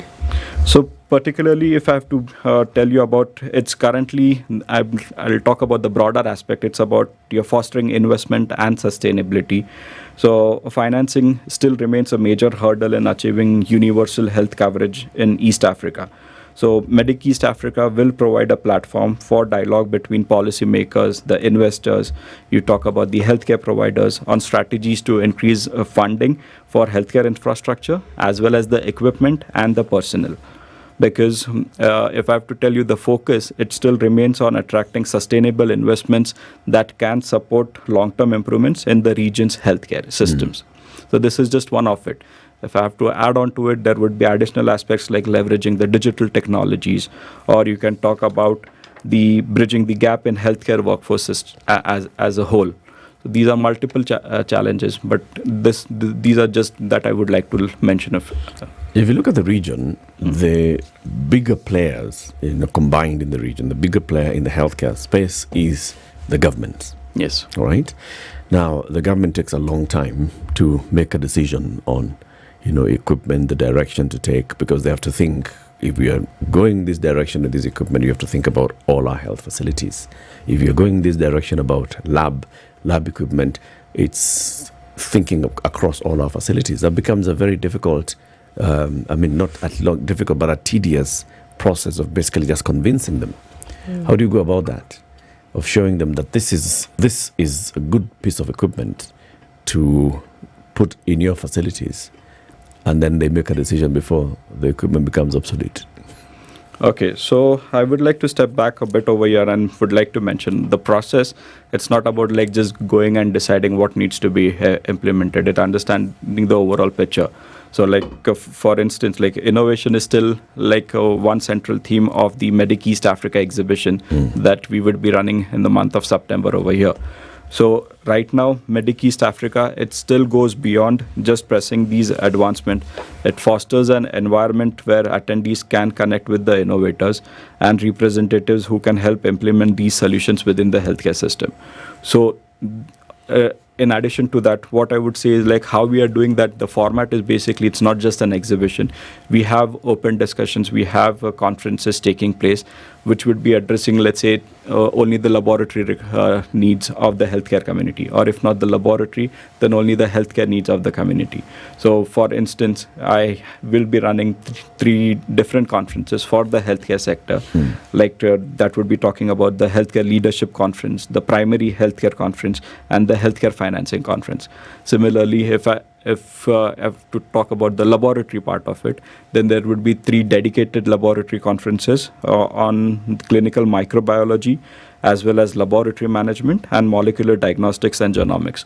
So the format of these conferences is that the global leaders, they come down, they do the case study presentations, and it's a platform wherein these healthcare professionals can directly interact and ask them questions as to like, okay, this is the situation that I'm facing in my hospital, how can we deal with it? So it's like an open debate, you can say, wherein people get to interact and talk to the leaders or those who have been in the industry for years and have an expertise on that particular subject matter. Becomes easier for those in the private sector. Because see, a private sector, if you are a director in a private health facility, you just go back, look at it with your management, take it to your board and say, we would like to move in this direction. It'll make sense for us. We'll get more patients. We'll be able to be more efficient and all that. And they can see the business sense. How so for the government officials who comes there? So let's even say the Director General of Health attends an expo like this, attends these conversations and goes back, and they have to convince the people below them and even the people above them, the Principal Secretary, the Cabinet Secretary, that we have opportunities here. Okay, so here I'll say like partnerships still plays a major role. You talk about the private or you talk about the government bodies, because partnership and collaboration are key to any region's development. In fact, Medic East Africa, it still facilitates connections between various stakeholders, including the government, ministries, as well as the professional associations and the private hospitals. So the Kenyan government is actively supporting Medic East Africa because it recognizes the potential to contribute in achieving the UN healthcare objectives by 2030. So this partnership between the event organizers and the Kenyan Ministry of Health underscores the government commitment to improve the healthcare access and quality for its citizens. So I'll say Medic East Africa serves again as a springboard for the Kenya's efforts to establish itself as a leader in healthcare innovation within this particular region. Okay. You organize events? Yes. You organize exhibitions? Yes. Case in point, Kenya. How many exhibitors do you expect to have at this event? And what is the diversity of these exhibitors? So currently for the 2024 show, we are expecting more than 200 exhibitors who will be participating from 30 different countries globally. And in addition to that, if I have to talk about the government pavilions, the country pavilions that I be getting on board, then this year Kenya will be witnessing exhibitors from Egypt, South Africa, Brazil, as well as Germany, wherein the nature of the business of these exhibitors will be right from something like a disposable or medical devices, medical technologies, IT in healthcare to laboratory solutions. So it's a mix of, as I mentioned earlier, mix of each and everything that goes into a hospital will be showcased during the exhibition. Yes. And all these people who you say will be coming are people who are seeking to expand their business horizons within Kenya and within the region and within those who will actually be participating in this process. Yes. Okay. You've had similar events in the past, okay? Yes. How then do you measure your success? So measuring the success would be in terms of the growth of the exhibition. So when I say growth, it's not just about the revenue that the exhibition is making, but it's about the scale at which we are doing the exhibition. So for instance, up until last year, we had partnerships with just 4 different associations. This year we are we have onboarded 11 different associations. 6 will be dedicated for the laboratory and 5 will be dedicated to the medical sector. So if I have to name a few, that would be like the Rural and the Urban Private Hospitals Association of Kenya. We have the Society of Quality Healthcare in Kenya, the Kenya Healthcare Federation, Kenya Medical Association.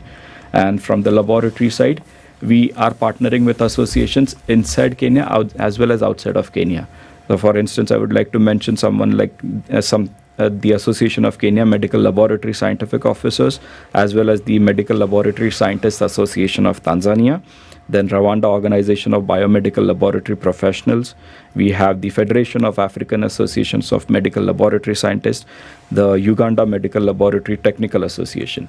So all of these associations, the partnerships that we have, when they are joining hands, it's basically to support a particular initiative, a particular moment.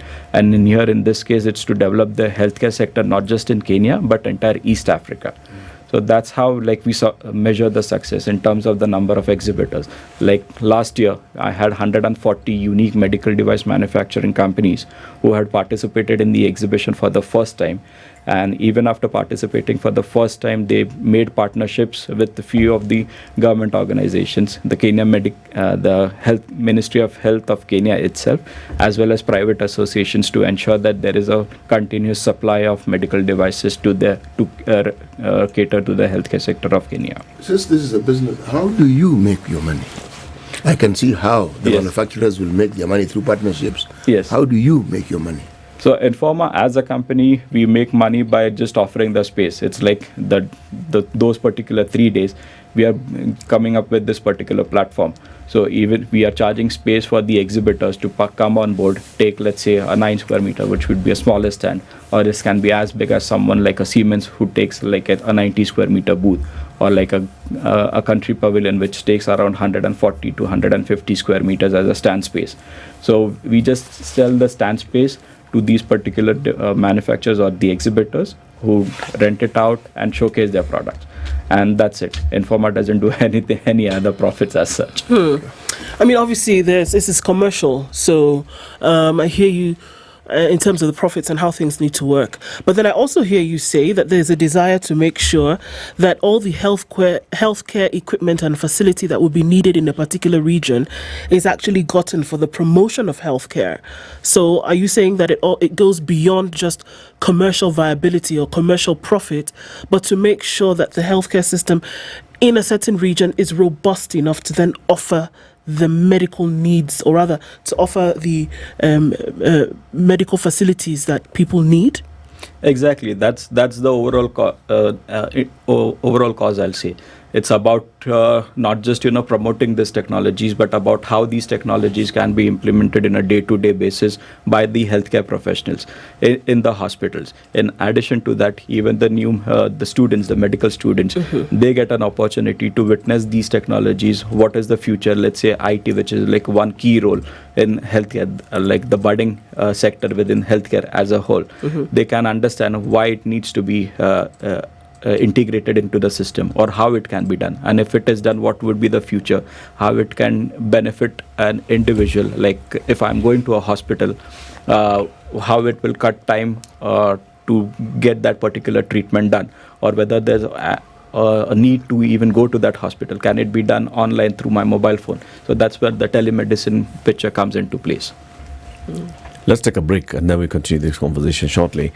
This morning we are hosting Okoh Wadwalkar. He's the exhibition manager at Informal Markets. They are organizing Medic East Africa 2024. What dates again? 4th, 5th and 6th of September.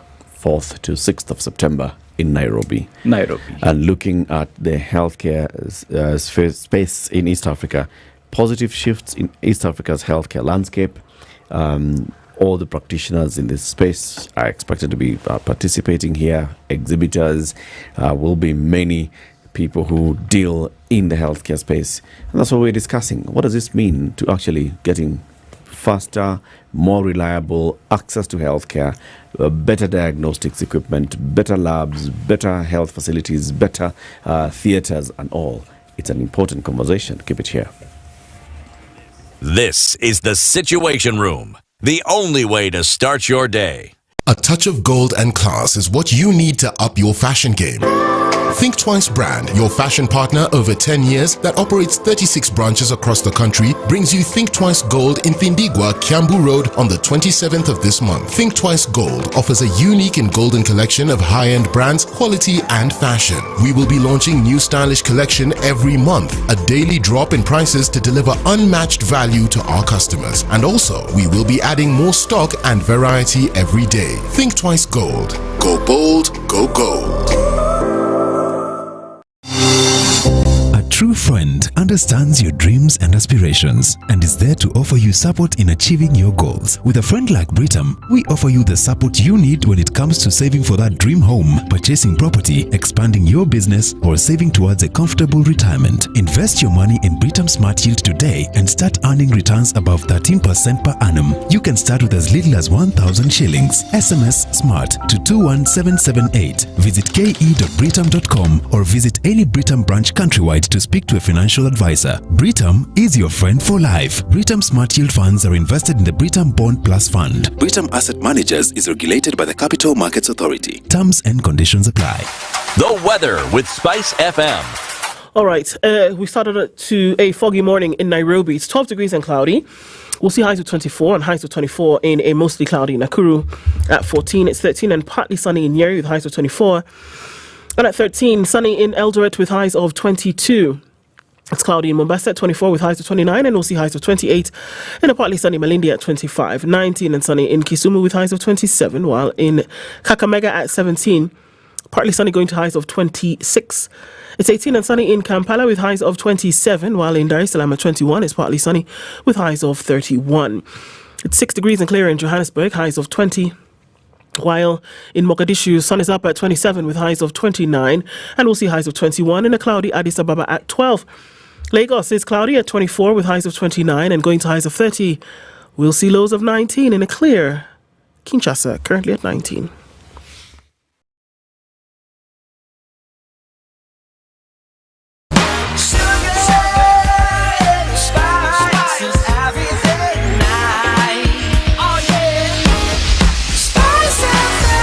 Spice up your life. Okay, so pretty busy on the Thika Superhighway today. We're looking at traffic coming in from Outer Ring and touching on the Allsops stage. Some traffic there as you get then into the city. Not too bad coming towards Muranga Road, and then on the Globe Cinema roundabout, I think we're fine getting into the CBD. The trickling of traffic that we had seen building on James Kishore is increasing slightly as you then get towards Red Hill at Red Hill Link Road. And Waiakiwe is busy going through into Westlands and then out towards the city centre. While loading away is taking some traffic as you then approach the city mortuary roundabout. But I think that's the craziest of it that we'll see this morning. Let's take a quick look at the Eastern Bypass. Traffic is building as you come past that AP Training College out towards North Airport Road and then onto Cabanas, and some of that goes towards Outer Ring. And eye on things this morning, we're getting into traffic hour. Let's talk SpiceFM KE on X, hashtag the Situation Room. Mature, intelligent talk every morning. Spice up yourself.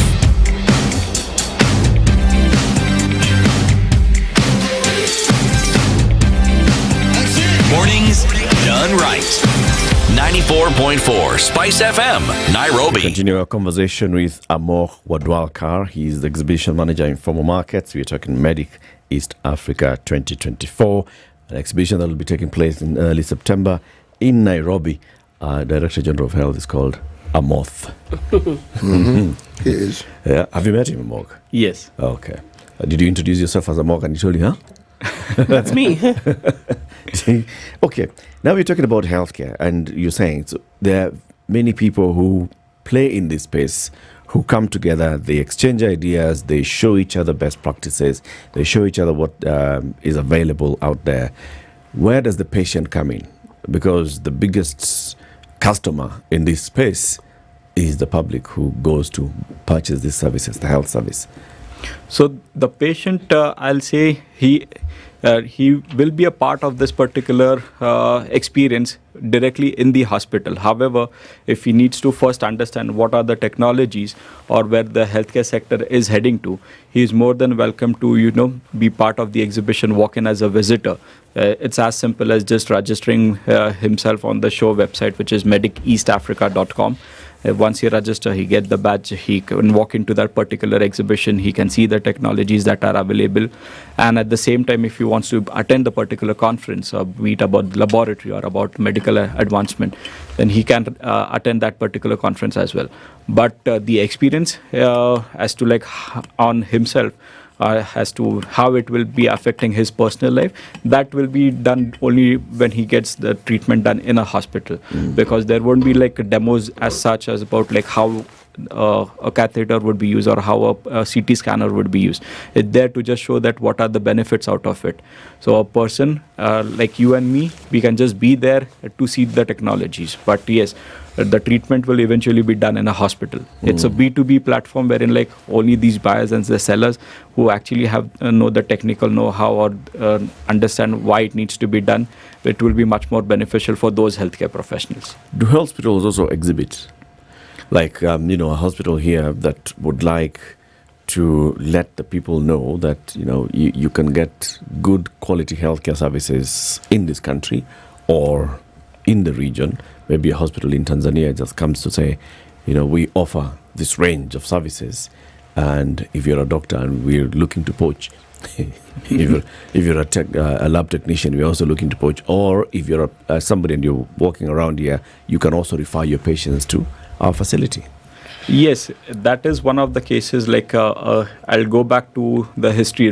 This particular edition, it's the 9th edition that we would be doing. 8 years, the show has been going on in Kenya for the last 8 years. So earlier there used to be hospitals participating in the exhibition. So someone like an Apollo group of hospitals, they would come on board, tell them that, okay, what are the services that they can offer, be under the medical tourism category. So that is one of the mottos wherein they want to promote the hospital services. But in addition to that, of course, it's kind of a networking platform wherein the healthcare professionals, they are interacting with other healthcare facilities. So as you mentioned earlier, it becomes not just a networking and a networking platform or a platform to learn more about the new technologies, but it also to look out for their personal development in terms of moving to or switching jobs. The idea of an exhibition such as the one you mentioned, just hearing it strikes me as a place which abounds in very many opportunities. Now, do you have exhibitors who will be coming, who will be displaying the sort of technology that a country like ours, whose population is predominantly in the rural areas, the sort of healthcare appliances that would benefit some of these specific areas? Do you have exhibitors? Because new technology is good, but is it user specific? Is it something that will actually robustly be accommodated within a setting where a very large sector of our population is, say, the rural areas? Yes, in fact, the exhibition as such, even though we have the bellwethers someone like a Siemens or an LG or Abbott, Roche, Kiagen and all, they are participating in the exhibition. Yes. But what they do is they also do partnerships with the local partners over here, wherein they work with them, they understand the market better, because when you have a regional partnership in place. They also promote the homegrown technologies, I can say, which can be used in a day-to-day activity of the running of the hospital. Yeah. So something that might work for let's say Middle East as a region might not work for Africa as a region. So when you are doing that partnership with a local community or a local partner, you understand the market better and you come up with a customized solution for that market. You know, the reason why I asked that question is there is an area of innovation that we hear and is talked about. It's called telemedicine. Yes. Now, rural areas are often characterized by remoteness. There's a place, it's far away, the normal services that you would easily get in an urban setting like this is not easy. Now, in that specific field of telemedicine, can you say how many exhibitors are going to come in to sort of like promote their wares into this particular service area? Yes, of course. So like if I have to again tell about telemedicine as such, then it is part of IT in healthcare. Like IT in healthcare is vast. There are digital technologies, there is IT in healthcare, there are your other day-to-day activities like HRM solutions and all. So telemedicine, if I have to answer your question, we are looking at around 7 specific companies who will be talking about telemedicine as their forte. So there are these exhibitors who would be only promoting telemedicine solutions. In addition to that, there are the other categories, right from IT in healthcare that can be offering the software as a solution, or if not the software, then the HIMS services. So there are multiple IT-related exhibitors who will be participating in the show as well. You mentioned this for the 8th year running in Kenya. Have you seen that trends of purchases for medical facility have changed or morphed over time into something different in terms of what they purchase? Yes, so earlier, like if from my personal experience, I've been doing it since 2016. So I'll say that earlier the facilities used to opt for a solution which is cost effective. And now the trend has slightly shifted. They are focusing more on increasing their capex rather than opex, because they're like, if you're going for a qualitative products, let's spend bigger because that will give an ROI in the longer run. So that's where these health facilities are now going for products which are quality based rather than cost based. Okay. Do you ever know, or do you, because I would imagine that, so if there's a facility that has a need, pick something, one kind of equipment that you sell, what would that be? What would that be? One machine, something? A CT scanner. CT scanner. Yeah. Would you then go beyond that and say, and because kind of like monitoring and evaluation thereafter, you know, the kinds of people or the numbers of people then, and how this medical facility then has been able to improve in terms of its output, in terms of its care, based on the equipment that you then have been able, does that ever come into your research post-purchase, post-selling? So, as such, if that would be a question which my exhibitors would be better in a better position to answer, because if I, as an organizer, if I have to tell you, my as I mentioned earlier, the role is just to bring in these manufacturers who can showcase their technologies to the buyers. So if the hospital is looking at buying a CT scanner, they will understand first whether it's whether there's a requirement of having a refurbished one or a brand new one. If a brand new one, then what is the cost implication, and whether I can be putting that in the center of the city, in the city center, or whether a refurbished one can be used for a healthcare facility which is on the outskirts of the city. So depending on their model or their operational costs, they take a final call. Why don't people purchase? What are the reasons why people don't purchase immediately or take them longer to purchase? It's not about taking a decision of like going for it right now.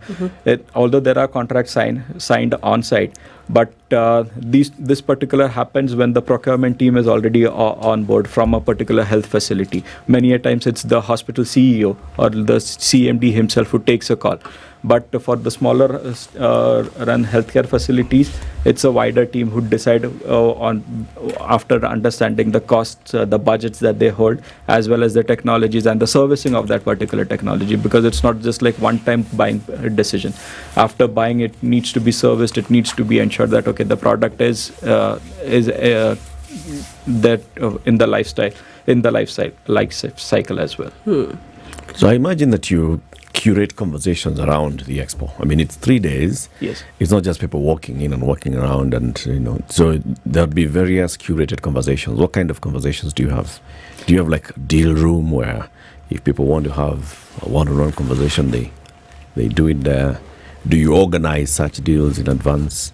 Maybe putting together exhibitor A versus attendee B to have a moment?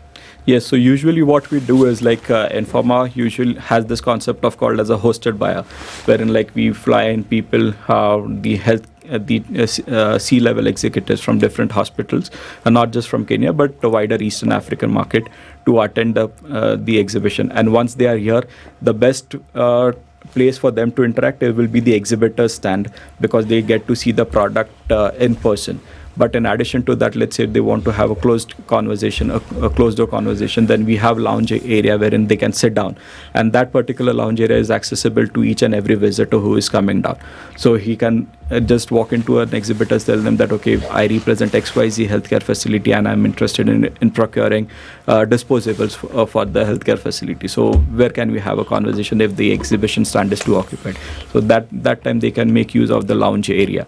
If not that, again, during the conference itself, once the conferences also have some networking breaks, so that can be over a cup of coffee during the refreshments break or during the luncheon network luncheon area as well. So there are these multiple places spread across the venue on the exhibition floor space as well as the conference floor space, where people can grab a coffee and like interact with them. And about knowledge transfer and just best practice sharing of knowledge and experiences. Do you have panel discussions, keynote speeches where renowned industry players come in and they give their experiences and keynotes? Yes, so these are conferences which I specifically mentioned, the 6 separate conferences, 3 on lab and 3 on the non-lab topics.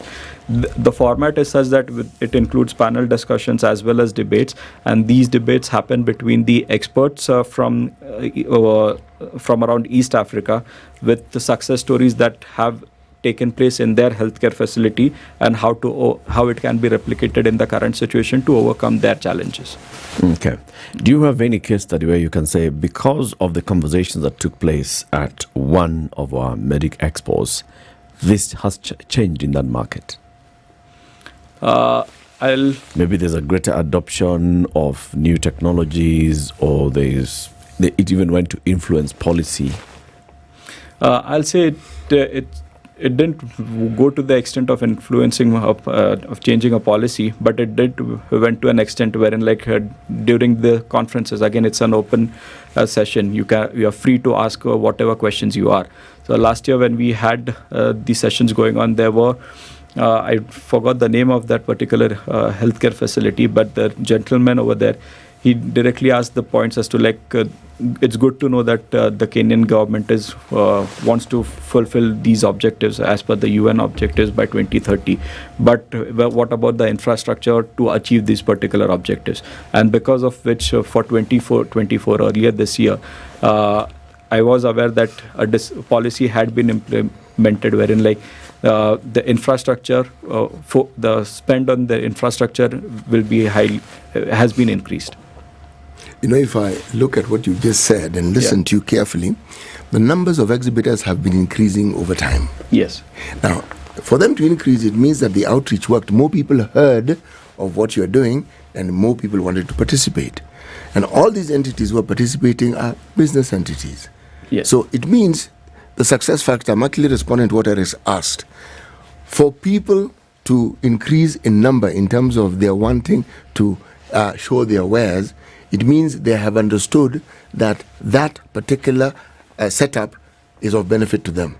Now, they perhaps, as you correctly put it, may be the best place to tell us how they have benefited from the exhibition. Yeah. Yeah, but it would also help you to tell us, because you're the neutral. Yes, exactly. You're the one who's collecting all the feedback from all your exhibitors. So I'll say I'll give one example over here. So there is this exhibitor who is into laboratory space. Yes. Okay. I'm talking about Kiagen as a company. So they have been participating through one of their partners over here. Yes. But this year they decided to participate in the exhibition, not just to showcase the solutions, but also talk about how the technology is currently helping them in a wider scale. So they have gone beyond that aspect, and also hosting a networking dinner on day 2 or day 3 with few of the key healthcare professionals who can visit their particular site and understand how it can be beneficial in the longer run. So initially it was just like, okay, we need to be there for branding, but now it's more about, in addition to branding, it's also about promoting the services and developing the sector as a whole by the use of an implementation of IT in it. Is the Ministry of Health participating in this? Yes, the show is supported by the Ministry of Health of Kenya. How? So it's like under the show is run under the patronage of the MOH of Kenya. Okay. So senior Ministry of Health officials will be in attendance here? Yes. And they may even sit in some of the panel discussions? Yes. Okay. Now, do they take the feedback from the players in this sector? For example, the cost of importing the equipment and setting it up in the country, which then also goes ahead to affect the costs of delivering healthcare in the country. Yes, like that's a place wherein like it's a open, not like an open discussion, but it's like the feedback which the manufacturers are giving that, okay, we want to be part of it. And that's where the government is like considering subsidies or coming up with zones that can help these OEMs to set up their offices here in Kenya. So the goods can be produced locally and at the same time supplied on a wider scale to Kenya as well as the Eastern African market. So they are coming up with opportunities or coming up kind of a space that will encourage more and more of these foreign investments to have a local presence in Kenya itself. Okay.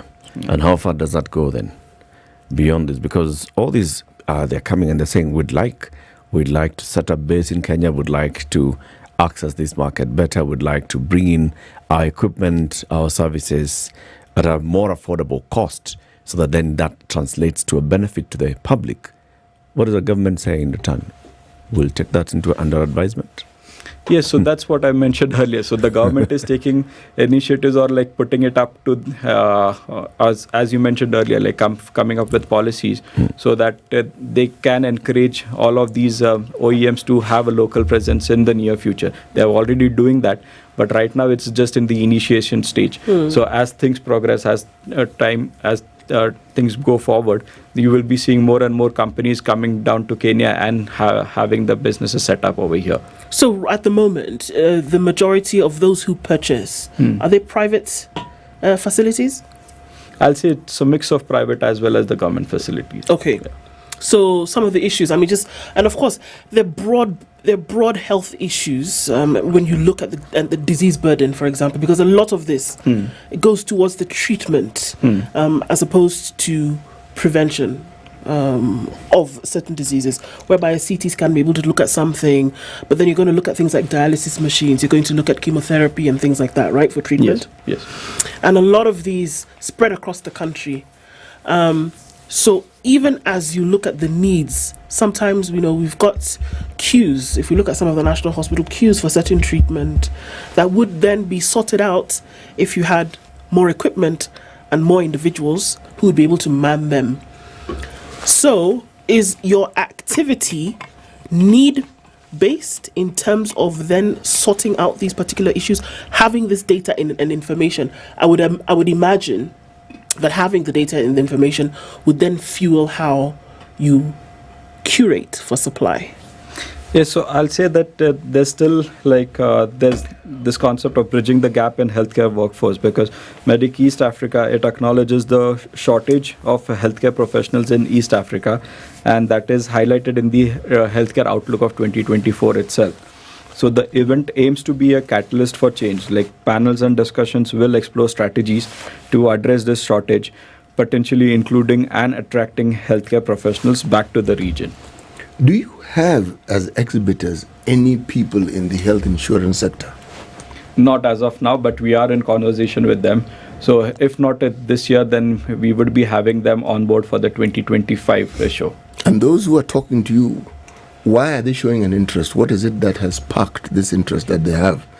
Because these particular insurance providers, I'll say, they prefer to work with the medical facilities, like a hospital, wherein if someone like you and I, if we are walking into a hospital, then I need not be worried about the bill that I need to, whether there needs to be any deposit before I even start with my treatment. Because if the insurance is participating with the facility, then all they have to do is, under the Universal Health Coverage Program, they just have to mention the particular ID number, and then it's taken care by the health facility with the insurance provider directly. It's interesting you should say that, because as we're talking about the participation of insurance in the health sector, I'm reminded of the digital age and how it caught many people who had been alive and well in the analog age completely unawares, and how very many businesses that were previously very big in that era suddenly collapsed because they hadn't caught up. Why do I say what I'm saying? Everything that we've been talking about with regards to the exhibition and what it stands for, at the focus are the individuals who will consume those products. Now, health products presuppose that you will not always be healthy. Or if you're healthy, they seek to ensure that you continue being healthy. True. Now, the one thing that then brings these things together and guarantees that it happens smoothly, if you're well, you stay well. If you're not well, something is taken care of so that you get back to health. It's the insurance factor. That's true. It appears that they're coming late into this game, because I would have assumed they would have understood this a lot quicker than they're understanding it. Well, the way I look at it, it's rather late than never, because 8 years back, they never even considered you, to be a part of it. And now they're things are changing. I'll say it like that. For that matter, again, the trend has been wherein it's people are preferring something, as you mentioned, healthy product, rather than just being reliant on the medicines and all. Yes. So right now the concept is nutraceuticals, which is an upcoming or a booming concept, because we have 3 other exhibitors who are purely into nutraceuticals and who wish to market that. And they are, again, 2 of them, they are based locally here in Kenya. So they wish to develop that particular market, because eventually it's instead of allopathy, something naturally which is consumed by a person is much more appreciated than getting some other chemicals in the body. How does the exhibition have any consideration for medical students or students in that space? Because I'm thinking that they would like to come in there and gain a lot of knowledge, also see the kind of equipment, the kind of expertise that they are training to get into, and how does it cater for them? So, as I mentioned earlier, when I'm talking about healthcare professionals, I'm talking about the healthcare fraternity over here. Even though the person, even if it's not a doctor, even these medical students, they can register themselves to attend the show as a visitor by just logging onto the show website. And then once they have access to the exhibition, they are free to select which conference they would like to attend as per their interest, topic of their interest. So someone who would like to specialize into a laboratory part, it can be as critical, like a clinical microbiology or parasitology kind of a conference, which would be of his interest.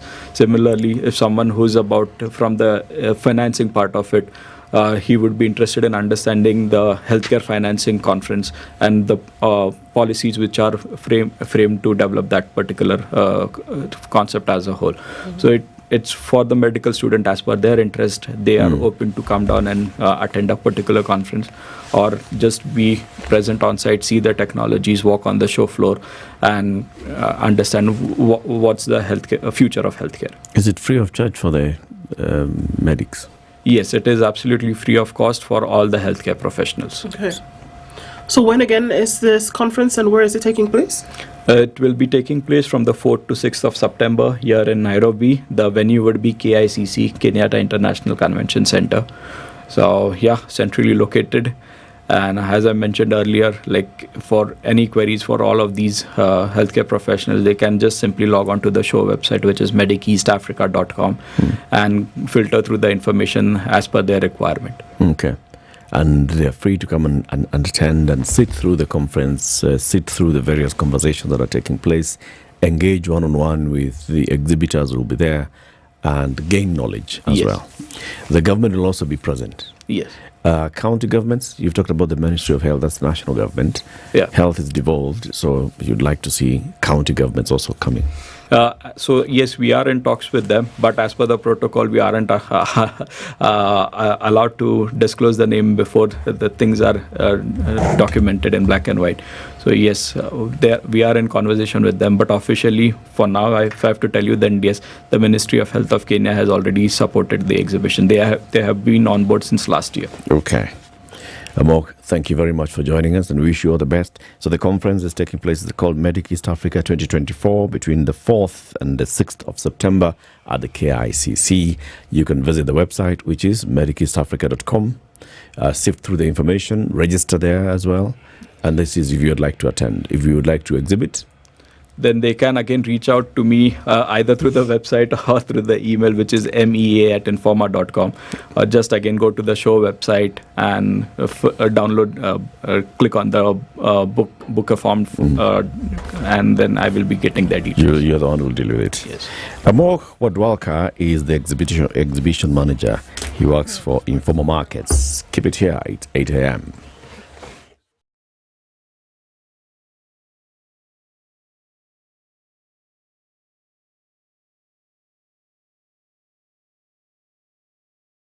Newswire, I'm Leah Ubaga. And the notice that the National Assembly has released a schedule for the vetting of President William Ruto's cabinet nominees. According to the schedule, the vetting will be spread across 4 days, where at least 5 nominees will be vetted from Thursday, August 1st, through to Sunday, August 4th.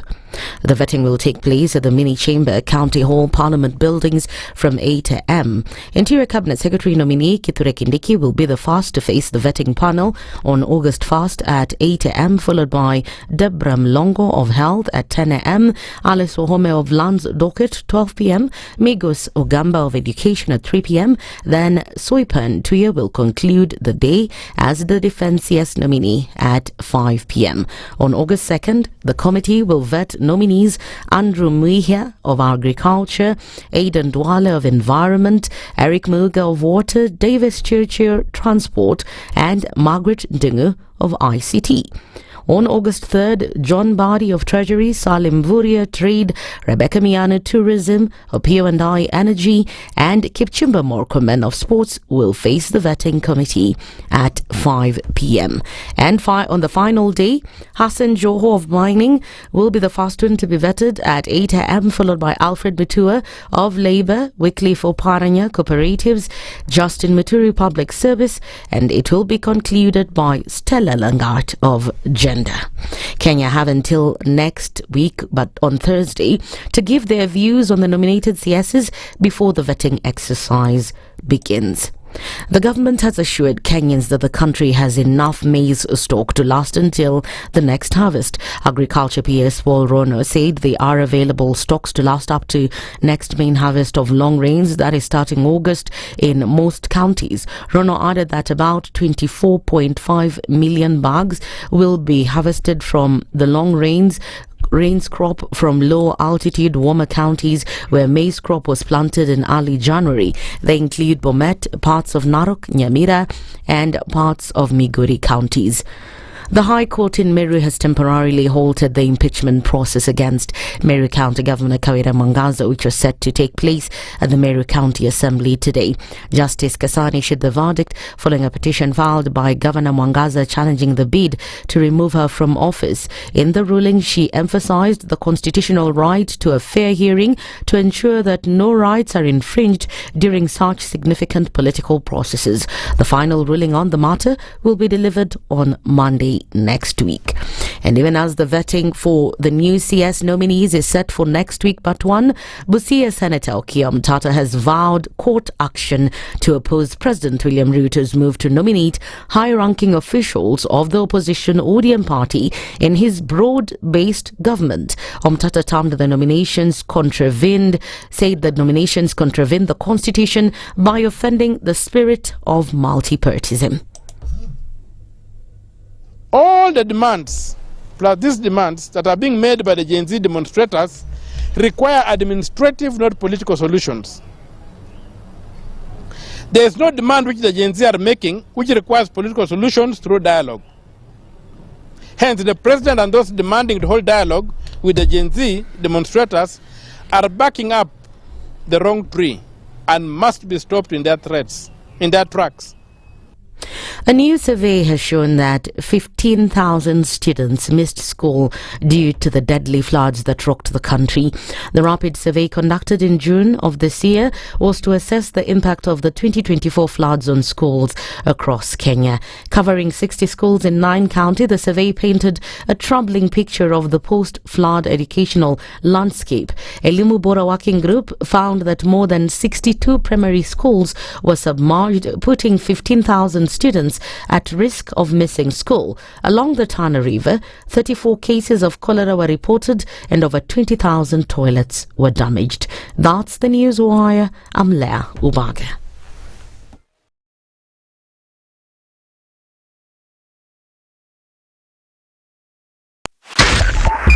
.5 Spice FM, Kisumu. Jogo Road heading towards the city this morning. Some traffic right around Wakulima, and that's going to be busy on Haile Selassie for some time.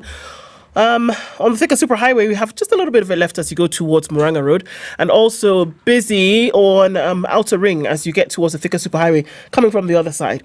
Traffic doesn't look like too much of a thing this morning. Still very misty if you're in Nairobi. If you're going out west and then going out towards Limuru, Naivasha, getting into Nakuru this morning, the mist and fog is very low. So fog lights, use them. You will need them this morning. Don't assume you can see where you're going. Let's avoid accidents as much as we can. And we'll talk on SpiceFM KE on X, hashtag the Situation Room.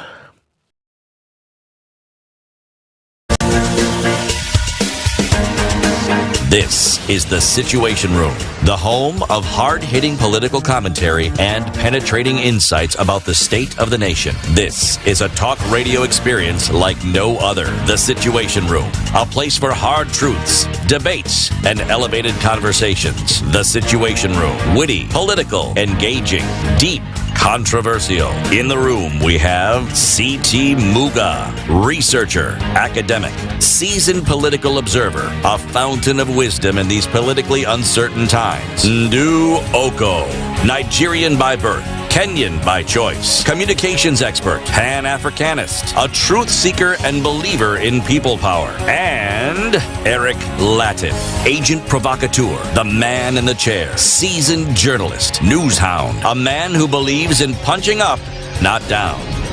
This is The Situation Room, the only way to start your day. It's 8 after 8. Again, thank you for tuning in to Kenya's biggest conversation, The Situation Room, on Africa's fastest growing radio station, SpiceFM, on KTN Home, on YouTube, on Facebook, on X, on TikTok, on Radio Garden, everywhere. Sindio, It is everywhere. Everywhere you are, if you're running something and you're making some money, please don't usikule yote. Kula tano, weka tano. Save something and let your money then grow. Don't save it by keeping it just in an account sitting somewhere. Kwanza, a current account is not earning you a shilling. It's depreciating in value on a daily basis. On some of these savings accounts that you don't even know, your earnings due 2%, 3% per annum. What's that? Put the money where it can grow in double digits per year. Yeah, and that's like... It's Britam, and we're talking about the money market fund or the smart yield account. Both of them, you put some money in and you can actually see interest grow on your money. Rather, you can actually see interest grow your money. 13.5% on the short-term money market fund, or 14% on the longer-term smart yield account. So what do you need to do? You need to create an account. That's the first thing. And once you do that, you can put money in it and literally watch it grow. We're also going to tell you today that if you do open an account and you put 1,000 shillings in it, we're going to ask you to take a screenshot of that payment, DM us, SpiceFM KE across platforms, and then today you could win 5,000 shillings, courtesy of Britam, because you decided not to put your money in a sock. but put it in a market fund. So the thing is, open that money market fund account or the smart yield account, put in some money as low as 1,000 bob, take a screenshot again, and then send us that screenshot on DM. Don't put it on the public space. Just DM it to us on SpiceFM KE on X or SpiceFM KE on Facebook or even on TikTok. And then at the end of this show, we will pick one person, and the person will win 5,000 shillings. How do you open the money market fund or this Britam Smart Yield Fund? ke.britam.com. That's ke.britam.com. You'll find a tab, Save and Invest. From there, choose either the money market or the smart yield, and then start investing. That's what you click, and then it brings out a form. Fill out the form, put in the details that they're asking for. They'll ask you, do you have a promo code? Say yes. Write in SpiceFM. That's it. Put money. Start saving. Start earning. And in a short while, you will be richer than you are today. That's all we talk about. Senor. Yep. City, please remind us today's proverb. From the Union of the Comoros. Okay. If you steal while carrying your son on your back, you teach him how to steal. If you steal while carrying your son on your back, you teach him how to steal. Yes, you do. Okay. So is it discouraging you from carrying your son on your back while you steal, or is it discouraging you from stealing while carrying your son on your back? Right. Perhaps both.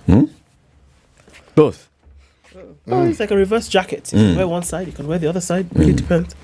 Still a jacket. The political landscape in the country has been changing. You know, I was saying the Kenya that April knew and the Kenya that July knows are different Kenyas. Completely different Kenyas. In April, there are people who you'd have told July, there'll be a completely new cabinet. They would have told you, well, probably. You'd have told them, for example, the leadership of ODM will be in government. They'll tell you, hiyo mambo tulimaliza last year bwana. Mambo ya demonstrations za sufuria kwa kichwa. My friend, we finished. That get into government. This one, no way.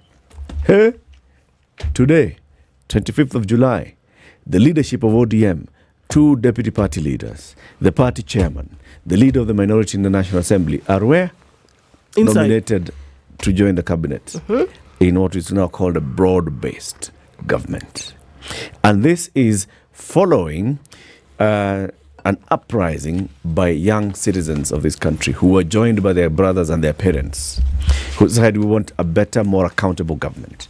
We want a government that responds to the wishes of Kenyans. We want a government that upholds the tenets of the Constitution from the preamble all the way to all the schedules. All of them, including the oaths of office. All. And they demanded that they want a different kind of government. And they wanted a more inclusive government. They wanted a more responsive government.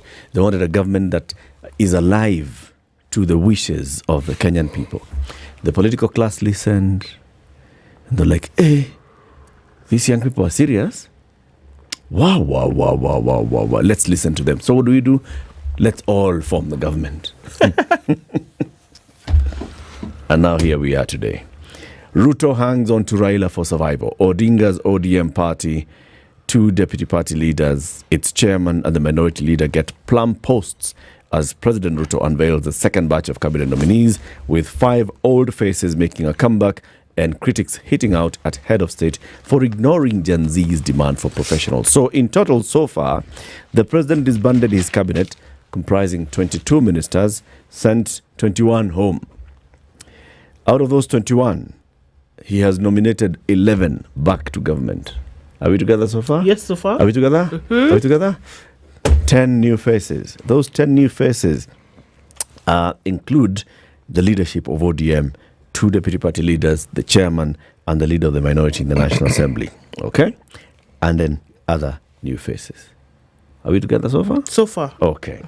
Now, the Daily Nation says, enter Raila, the coalition king, from Moi's cooperation, Kibaki's coalition, Uhuru's handshake, to Ruto's broad-based government. The opposition leader has been a man not far away from the center of power, whether through the back door or through otherwise, entering into some loose arrangement with the government of the day.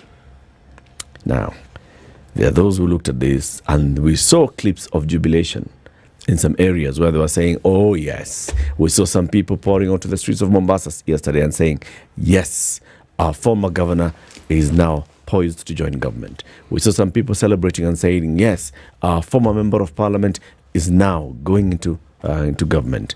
Others was, yes, our current member of parliament is now getting into government. And then there were those who said, oh my God, is this what we were really asking for? Is this what it has come to? How do you put the balance? I think the glaring question that one must ask at this point is that where do the lives of Kenyans and the opinions of people come into play in all of this? And that, unfortunately, we're going to have to say the same thing again. That when you see people behaving a certain way, or you see decisions being made in a certain manner, and you ask yourself that where do we fall in all of this? And for me, the very clear answer is that they are telling you where you fall. They are telling you very clearly what they feel about you being centric to this whole issue of governance. And I would just ask that you believe what they're telling you. That you, as the majority of the population over whom governance then is wielded, really don't matter when it comes to how it's going to be led.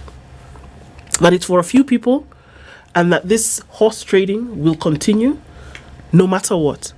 That when an opportunity is presented for you to be part of the thing that at one moment you continuously criticize, that you will take it with both hands. That you will not think twice, but that you will take it and be part of the thing. And if you pledged your allegiance to one side completely, that the people who heard you and watched you pledge this allegiance should actually take it with a grain of salt, or maybe in this case, a whole sack. Because in a very short 1 year, all of that seemed to turn on its head. And almost wanting to make a blanket statement that really doesn't matter what a politician says, that it just depends on the particular direction in which the wind is blowing on that day. And if it blows in the other direction, in a very short time from that, they will go with the direction of the wind as well. Fair weather friends is what they are called. If the weather is fair, they'll be your friend. If it isn't, they won't.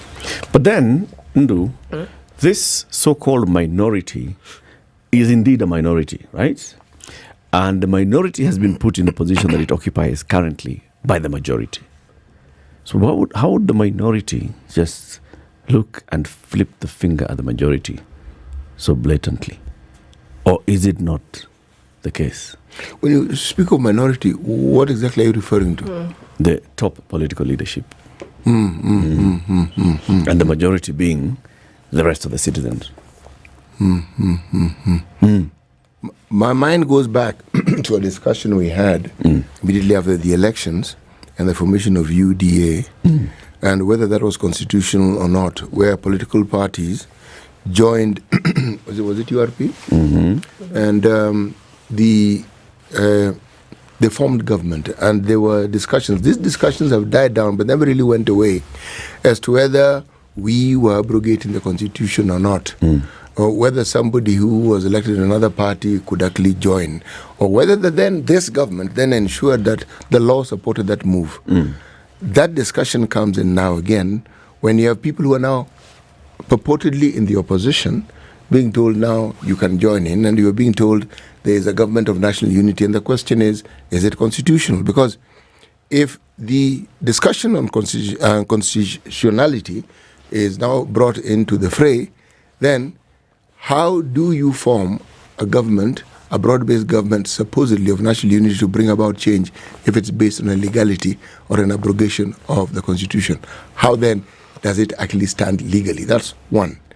Two, if we look at because the utterances of politicians from both sides of the divide are loud, but they were not as loud as the voices of the Gen Z, Their demands were loud, they were clear, they are visible, they continue to be loud, and they continue to be visible. And it wasn't stated in a language that required too much interpretation. You just need to hear it, and it was easy to understand. And if it wasn't easy to understand, then the reaction by the government to take the steps of A, dissolving and setting aside the cabinet only to reconstitute it in the manner that we have seen, A, would not have taken place. By the same token, when we hear the loud statements made by people who are then in the opposition, in Azimio mostly, and those who are in government about we shall not, we will, we cannot, blah, blah, blah, whatever it is that they said. And now we see this formation. What are we to say? What are we to make of our politicians and their utterances? Are we to suggest that politicians should just say anything they want and change their minds at any time that they want? But that's what they're doing. Precisely. So then what does that tell us about people of that nature and their ability to actually deliver what it is that they have promised the nation? Do they understand what the nation needs? That's a question that you ask yourself. First of all, do they actually understand?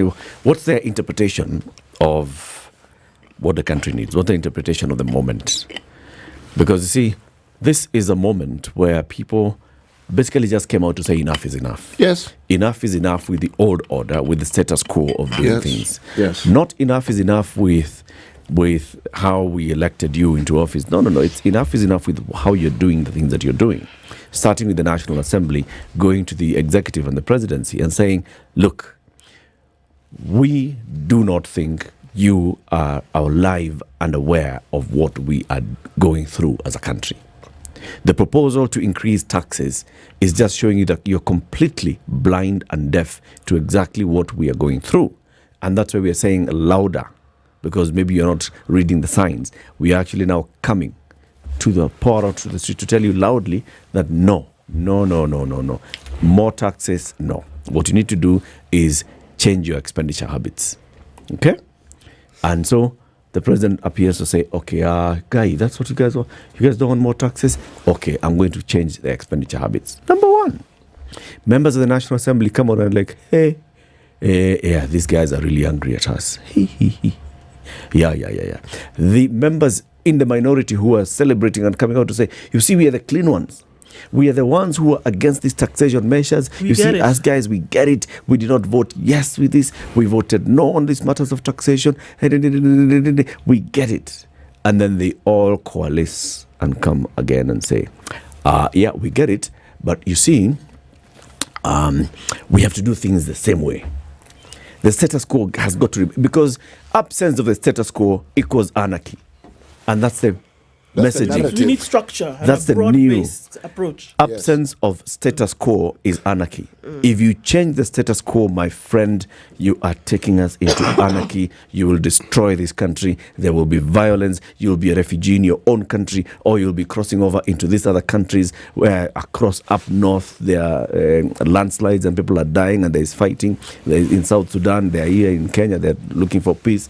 In Uganda, where will you go?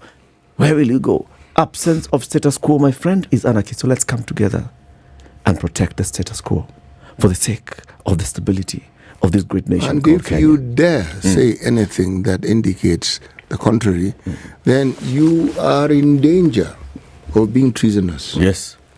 There's a likelihood that you want to unconstitutionally topple this government.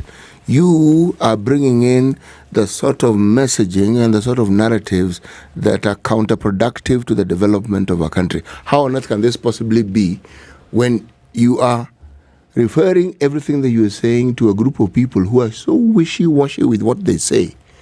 And this is a leadership we're supposed to follow. This is a leadership whose word we're supposed to take. Okay, so which word did we take?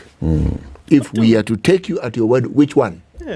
Yeah, what are we to take you? You've said quite a number of them. Yes. So which ones are we supposed to pick up and then go and say this is what we're going to go with? Which ones will Kenyans look at you and say, okay, this is actually what we should believe and what we should go? For me, and this is what makes it a little bit worse for me, is that I truly do believe that leaders understand. I think they have heard and I think they know. I think that they know how bad life had gotten for Kenyans, I think they understood completely that it was more expensive. I think they knew that if you increase more taxes, it'll be a heavier burden on the back of Kenyans. I think they knew. I think they understood. I think they understand. What makes it worse for me is that with that knowledge and understanding, you still make a conscious, wide-eyed, bright-eyed, bushy-tailed decision to still do what you can to make it worse. For me, that's the thing that it just drives me nuts.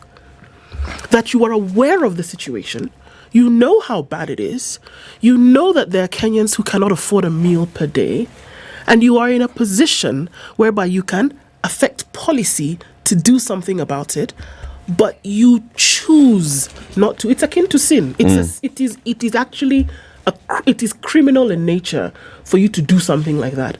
But when an opportunity presents itself to you, you decide that you are going to coalesce and be part of the broad base and to do all these other new buzzwords that we've thought about today. For me, that's the greater problem. Remember what former provost said here about Simon Wainaina? Yes. He said, everybody says saying stealing is bad, stealing is bad. When you get an opportunity in that place, how do we know that you're not going to take it? Look at the people who've been co-opted into government today. They've made statements over and over and over again in the last 2 years about one or two things, but given an opportunity to join the same government that they've castigated, they're inside. Let me ask you something. When you see, because you all witness celebrations in certain parts of the country, what does it tell you about the citizenry and how they understand this? So it's important for you to have one of your own in government. Yeah. Okay, to what end? Has that to what end question actually been answered? Because maybe some of the glitter will rub off on you. How on earth does the glitter rub off on anybody? From our experiences, it rubs you off. I mean, So what do you think? What do you think the people that we saw celebrating were celebrating? They were, people even singing, doing prayer meeting. That we always do. On the surface of it, it tells you that we haven't moved away from this thinking that if one of your own is in a position of authority and power, there's a very high likelihood that your life will change. Man, how many decades of independence? How many times must we go through this thing for you to learn that that is not how you benefit? You benefit when people are held to account. And that is what this uprising was teaching us, that you know something. It doesn't really matter in essence who you elect, not really. If they know they'll be held to account, they will do what they're supposed to do. This is it, man. And I'm sorry, but there's no other greater benefit, especially when you're talking about leading a nation state. When your people are thriving, guess what? You as a leader, you benefit. When your children can go to school, you benefit. Yes, you do. When there's medical facilities that work across the nation, across levels, you benefit. Yes, you don't have. When the nation is thriving economically, you benefit. When you reduce your debt, you benefit. When you sit at the table with nations around the world, you as a leader benefit. Not this microcosm of nonsense where we see that if you can be in a position where you are named somebody, that you'll be able to get a tender here. How myopic in thinking have we gotten to the point where you realize that it is for your own little thing here and your small cabal of people that you see as the benefit? It is fleeting in nature. It's like gone, like morning mist at noon. It is gone. Why can't we see it from this place whereby if we actually do the things that you're meant to do across nations and that your people in their livelihoods are thriving, that is when you benefit as a leader. There are benefits untold that on your back, in your administration, that you took a country from here to here. And it's the little leaps and bounds that all catch up into something greater. That you've educated, that you've fed, that you've provided a conducive environment where people in the nation can actually thrive. That's when you benefit as a leader. So for me, the question is, when will the scales fall off the eyes of people who want to be in those positions of leadership to realize that, you know what, that's the real benefit. That's what we should be heading for. Can it be that after 10 years, people are poorer, people are less educated, people are sicker, people are hungrier? And then you're going to pat yourself on the back and say, yes, we were part of this administration that led people? Give me a break. You know, they don't care. And that's the thing we've got to look at the status quo. The status quo is the people who have been in the helm of our leadership. We've even given this example before. Every time, you know, we pride ourselves, you know, our democracy. Every time we have an election in every 5 years, 75% of MPs don't make a comeback. Okay? And we keep saying that Kenyans are unforgiving. You don't perform, you go home. 75% of members of parliament do not come back after an election. We forget it's usually the same 25% that keeps coming back. And the 75 are either properly aligned to the 25 or not. So it depends on the 25 are the ones who choose who accompanies them as their flower girls to fill up the numbers in top leadership. The top leadership of this country has always been the same cabal. They hand over the baton to their younger ones whom they've groomed over time, and they're the same ones. The top leadership of this country has for a long time now, in the last 2 decades, been the same guys. Those same guys were threatened by this faceless, tribeless, everything-less group of people. So they coalesced. And they coalesced. Because they always know, even when they're going into an election, it's always a game. We know I'm Manu, you Arsenal. Okay? There's next season. There's next season. And their players will be sold and they'll move around. So after a point, you're not really sure which team has which players and which one, because they move around. Exactly. When Wigan Athletic comes out of nowhere, or Sofapakas comes, Muranga Seals comes out of nowhere, you're like, No. We have got to change the game. We've got to change the rules of KPL so that, with this small people do not get into this. They don't disrupt. We need to have a national, broad-based conversation on how the Kenya Premier League shall be played, because these two small teams from Division 1 are coming. They're disrupting the status quo. That is what has happened in this country, and it has culminated in yesterday's announcement. The status quo was challenged. The status quo came back and said, no way, you are not knocking us off our turf. That's what they saw it to be. They saw that they are being knocked off their turf. They could not see it in any other way.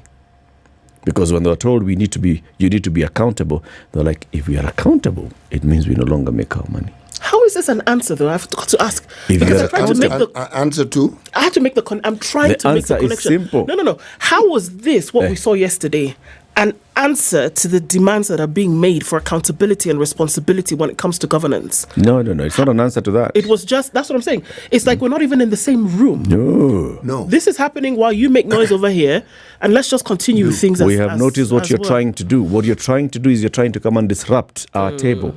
We have been eating here quietly, peacefully, and then you start come and saying, nataka kujua mmekula sahani ngapi ya mchele, ugali umetumia nini gorogoro ngapi ya unga, and you're like, come on. Now when you start asking those questions, gorogoro ngapi ya unga, and we've been telling you tumetumia bill sita, now you are changing this conversation. We are not going to allow that. So we all come together and say, this everybody is now at peace, all right? We ought to have agreed we have brought stability. Atukuli grade 1 sifted, sasa tutakula ele unga ingine. Sawa. Lakini tutakula. Are we together? 28 minutes to 9. Let's take this break and then we will open the phone lines. What is your reaction and response to the formation of this broad-based government and the promises that were made by the president yesterday when he spoke? He said very many things. Tutaenda bunge, tutabadilisha sheria ndio watu wakuwe more accountable. Tutasema hii public broad-based public participation. The thing that was EACC versus Senate, that bill. Public interest bill. Conflict of interest bill. Yeah. Please, bunge mupitishe conflict, but caveat. If you touch that bill and you affect the spirit, I'm going to reject it. So those are the promises. What's your response to it? Let's take a break. This is the Situation Room, the only way to start your day. Waliletea fujo Moi mpaka wakapata cooperation. Wakakuja wakasumbua Kibaki mpaka wakachukua nusu mkate. Wamekuja wakazungusha uhuru hapo mpaka wakaenda na handshake, program yetu ikapotea, BBI ikaendelea, tukazama, tukaingia kwa madeni. Sasa mimi nimewaambia hii serikali hii, mimi nawaambia hii serikali ni ya mahasla. Hakuna nusu mkate, hakuna handshake, hakuna hiyo borojo. Jana nimeona wale wazee tulishinda. Ati hiyo mzee akisema ati he will not be coerced or intimidated to joining our government. Wewe mzee sikia. We have no business within our government. Hatuna haja na hatugojei wewe. We are not looking for you and we have no time. Stop saying that people can force you to come to this government. Forget about being forced or coerced. We are not interested because sisi tuko na kazi ya kufanya. Kama kuna mtu ako na namba ya William Ruto, arekodi hii video mtumie. Maisha yangu tangu nizaliwe sijawahi kuona mtu muongo, mfisadi, baradhuli, dhabdhabina kama William Samoei Ruto. Mimi Hassan Joho nikitaka kuongea, mimi I don't even dream of engaging with them. Ati huyu akitaka aje aongee sio na mimi niongee na Ruto nini? Mimi nikamtafute atanipa nini? Wilbaro. I wonder. Nilipeleka Wilbaro mimi la kimtaani la kucheza nalo zamani. We have a choice to reject over 60% of these names or give President Ruto his skunk. Apart from a few individuals who are not even more than 8, the rest are incompetent, unqualified, have integrity issues, are people who cannot deliver this country from where it is to the next level that we want the country to move in. A few moments later. Now forwarded the name of John Mbadi Ngongo to the Ministry of National Treasury and Economic Planning. The Honorable Hassan Ali Joho, Ministry of Mining, Blue Economy and Maritime Affairs. The Situation Room, Kenya's biggest conversation. The weather with SpiceFM. Cloudy conditions in Nairobi 14, it's sunny at 16 in Nakuru and 14 and sunny in Nyeri, sunny at 14 in Eldoret and into Mombasa at 25. Sunny conditions, it's sunny at 25 in Malindi and 22 and sunny in Kisumu. Kakamega at 19 is sunny and Kampala at 20 is sunny as well. 22 and sunny in Dar es Salaam. Johannesburg, sunny at 8 and Mogadishu partly cloudy at 27 with cloudy conditions at 14 in Addis Ababa. It's cloudy at 24 in Lagos and 20 in Kinshasa.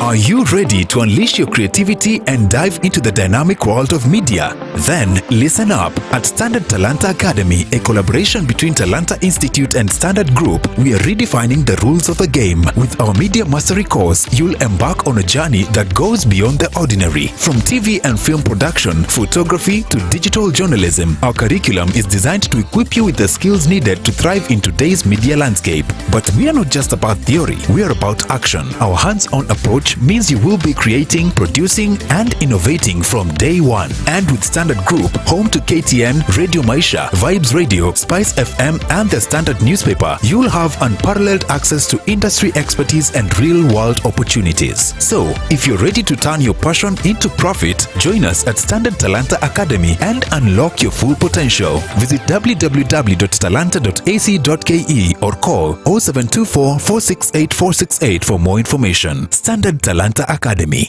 Unleash creativity.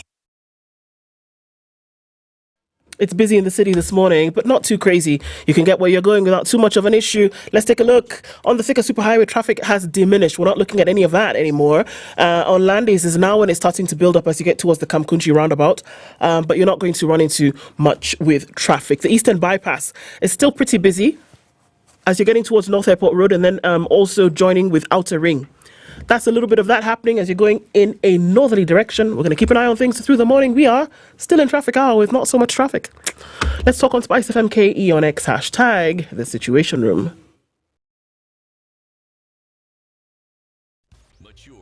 Intelligent talk every morning.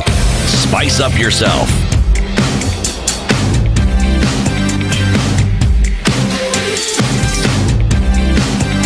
Mornings right.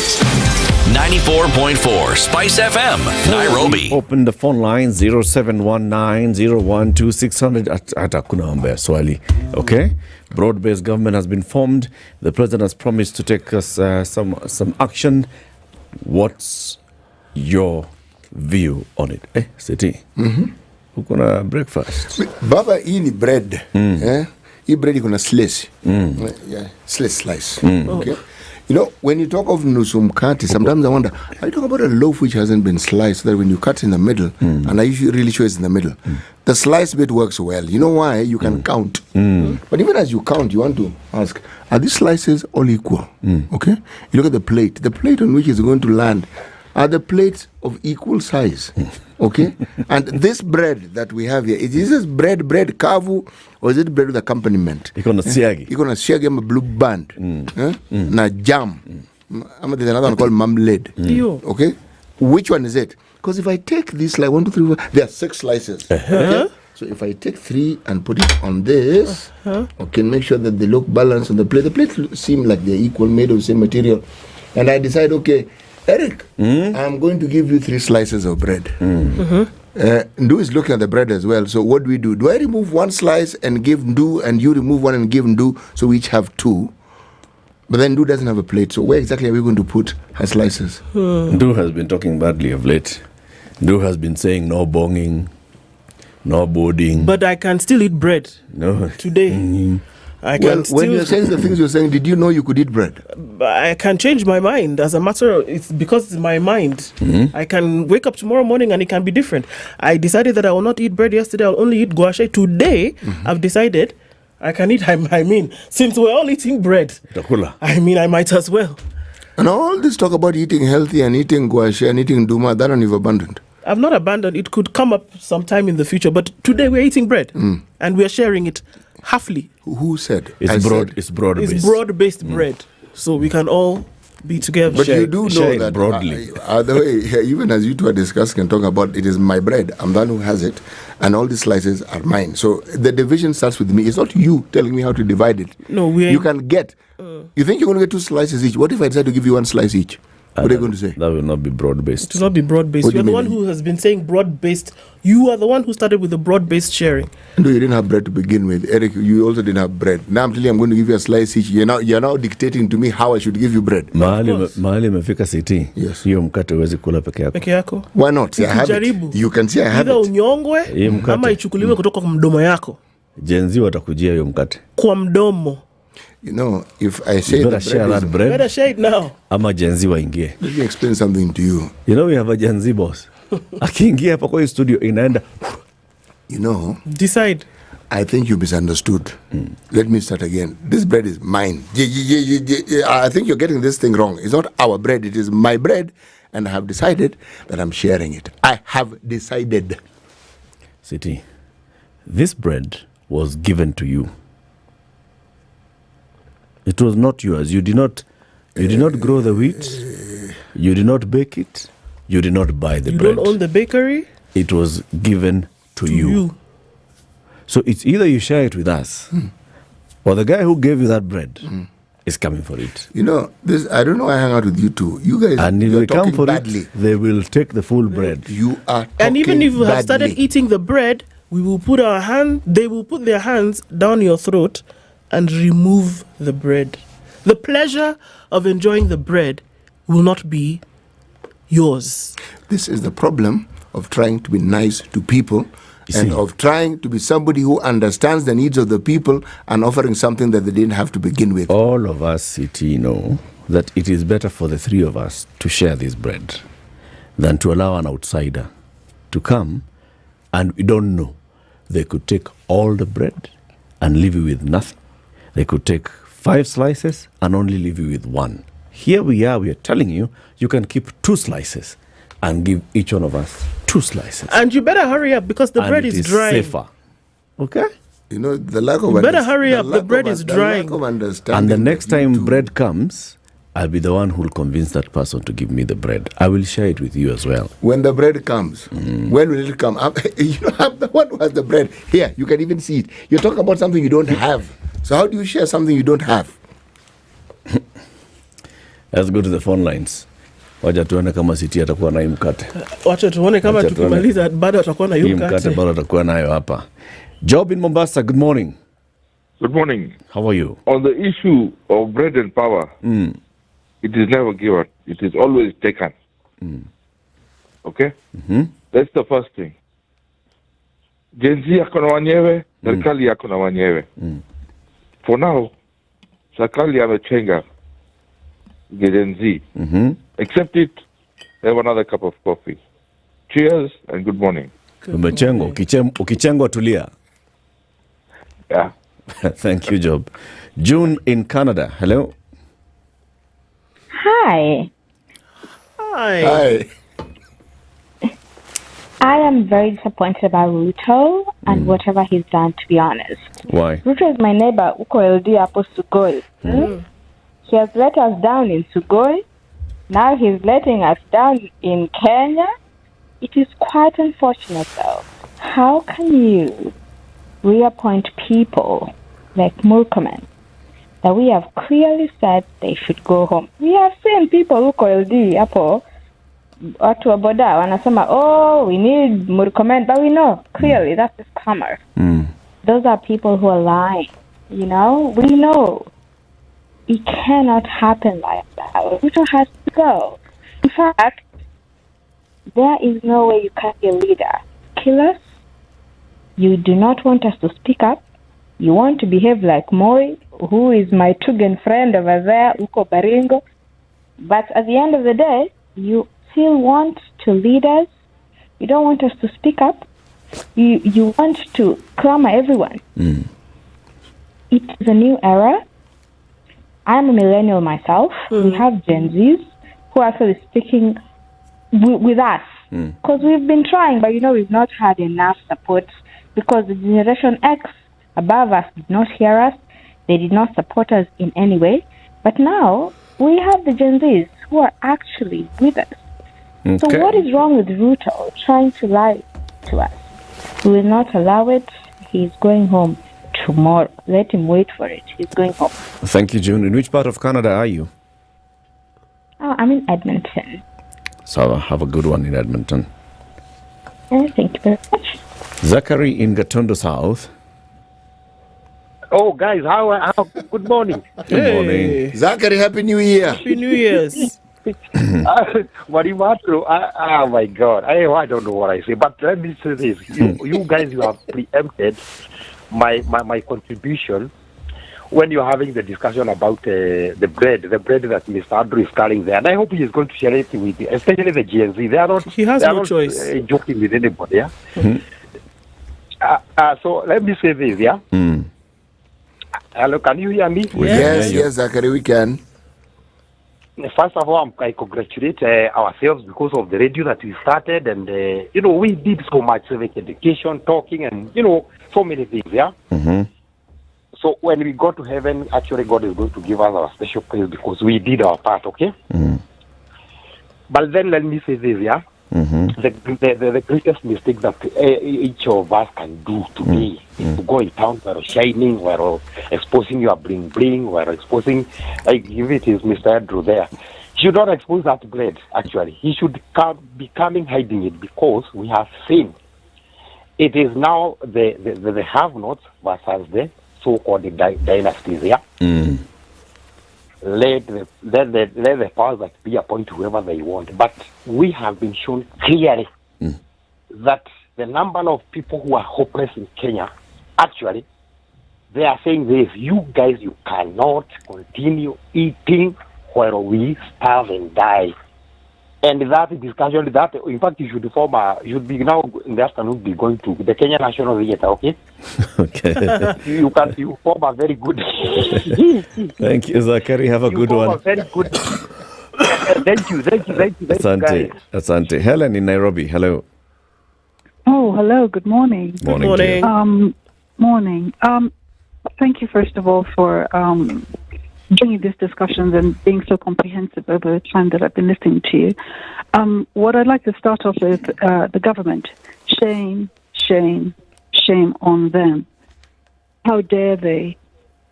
Anyway, the time is coming And plus, let them remember there's odious death. So let them continue to show us who they are, and we will come for them. Thank you, Helen. Thank you. Michael in Kisumu. Hey, hi guys. Hello. Hi. Yeah, now mine is very simple. I'm very upset, but there's something I'm not even upset with the politicians. There's something I've always been saying when it comes to our politicians. You do not get upset when a snake bites you because it is the nature of the snake. These guys are doing exactly what they do. Me, I'm actually more upset with like seeing the pictures of guys in Homa Bay, in Mombasa, celebrating at home to wait on the party post. I don't know, that's actually tells a lot more about the problem with our society. Homa Bay guys, Mombasa guys are now happy because Joho has gotten something. Today they're going to sleep hungry, same with Homa Bay guys. Yet guys like Ruto and Raila have been doing this for years and we knew it was going to happen. This is what they do. I don't know if you're even upset with them. It's their nature. We should expect it. The problem is us. So what should we do? Yeah, like first and foremost, really need to work on our voting patterns. The problem is, what this space, come 2027, we're the same guys who are going to vote in Mtuwe to Tena. The Gen Zs and the millennials right now are the majority, but at the end of the day, we'll go back to our tribal cocoons. You see an educated millennial, an educated Gen Z will still go back vote. I'll vote for Raila because Nimtuetu. I'll vote for Ruto Nimtuetu. We need to change our mindset. All right. We don't even need civic education because you already know all these things. Thank you, Michael. Yeah. Donald in Kakamega. Good morning, City. Morning, Donald. How are you? I'm well. What's your reaction to yesterday's announcement? City, I don't think we need to have a reaction. We need to change the trajectory of this story. We need to educate the masses. Because if you find a pig in a trench, it's not strange. We all need to agree as Gen Zs and millennials and people who believe that this country can do better. We need to start educating the masses. We need to have a target, and this target is the next election. There's a lot of confusion going on, which we should not focus on, because as I said, when you find a pig in a trench, don't be surprised. So it's very clear that the president is deaf, and he's deaf by design. Because how do you snatch that loaf of bread from City and he wants to eat it? He knows that's what he eats. He knows where the butter is. And removing it from him does not help. So what we need to do as the masses, as the people, as a generation that is focusing on this country and believing that it can do better, we can make a change. We need to start civic education, because as politicians, I am a politician. I'm a member of County Assembly in Kakamega County. And I believe that as politicians, we keep the masses poor to keep on manipulating them. The people dancing in various areas saying, thank you, Mr. President, for electing our old guards back into the cabinet.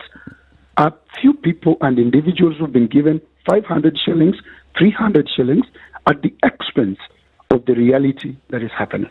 So, Donald, the strategy is let's think 2027. Let's think 2027, and not just 2027. Let us get this knowledge into our people. Okay. Let us translate this information into... Are you saying the people are not knowledgeable at present? City, the truth is that down here, I'm on the ground, and the truth is that people do not understand what our leaders do, what we expect from our leaders. When you stand up to ask for accountability for medical supplies in our hospitals, why we don't have that? People are paid 200 shillings. Someone who cannot even afford to pay for his medication will pelt you with stones for asking right questions. Okay. Why? Because they don't understand, why do we have these leaders? Why do we pay taxes? What is the use of my taxes? Okay. Thank you, Donald. Yeah. Have a good one. Raz G in Nyeri. How are you, Latiff? I'm fine, thank you. Hi, CP. Hi. Salamikeni vizuri. I know it's not a good time. But tumetoka mbali. Meaning what I don't want to say all the games that we met. That zimeenda hivyo. Right now, what next, Latiff? That is the question. What next? Because the happenings yesterday have only proved a point that we only have two tribes. Huh? We have two tribes in Kenya. The politicians, umeelewa? Alafu na sisi. Sasa sisi tutafanya nini? My suggestion going forward is that now let us focus mbele. Because now Raila Amolo Odinga was able to infiltrate na akaenda na mkate when he basically we told him to stay at home. Unaelewa? Sasa what next? We liberated the flag. Kwa sababu mimi kitu yenye na believe, I want to disagree with the caller mwenye ameingia. The only way Latiff, kama wameunda meza na wameenda mahali pamoja wote, let us overturn this meza. How do we overturn this meza? So that they don't eat. I know it will sound awkward, but civil disobedience is the only way right now. Let us wear our flag. The flag that we liberated from the politician. Kwa nilikuwa tunaandamana, tulikuwa na kila mtu na bendera. Let everybody have the flag. A flag will be a sign of we don't agree with this government at all. The other thing that is that hii wakati tunaenda kuunda IEBC, let the millennials, the GNB get involved. Let us push these guys so that we can be involved. Okay. Otherwise, tukikaa tu kusema it happen, then we are not going to liberate them. Raji, thank you. Ochieng in Mombasa. Yeah, good morning, Latiff. Morning to you. According to me, I think that what the president have done si mbaya sana because society yetu ndio imekuwa rote. We are a society of thieves. Sasa is better we have mtu akishaiba sana ataendelea kuiba like City Muga vile na hizo mkati ukimuongeza zingine itabidi agawe. Huyu because atakuwa nani. Alafu don't you see na ukimpatia mwingine yule atachukua. Don't you see like kama Uhuru alimaliza ya terms zake hatukusikia manyumba anajenga.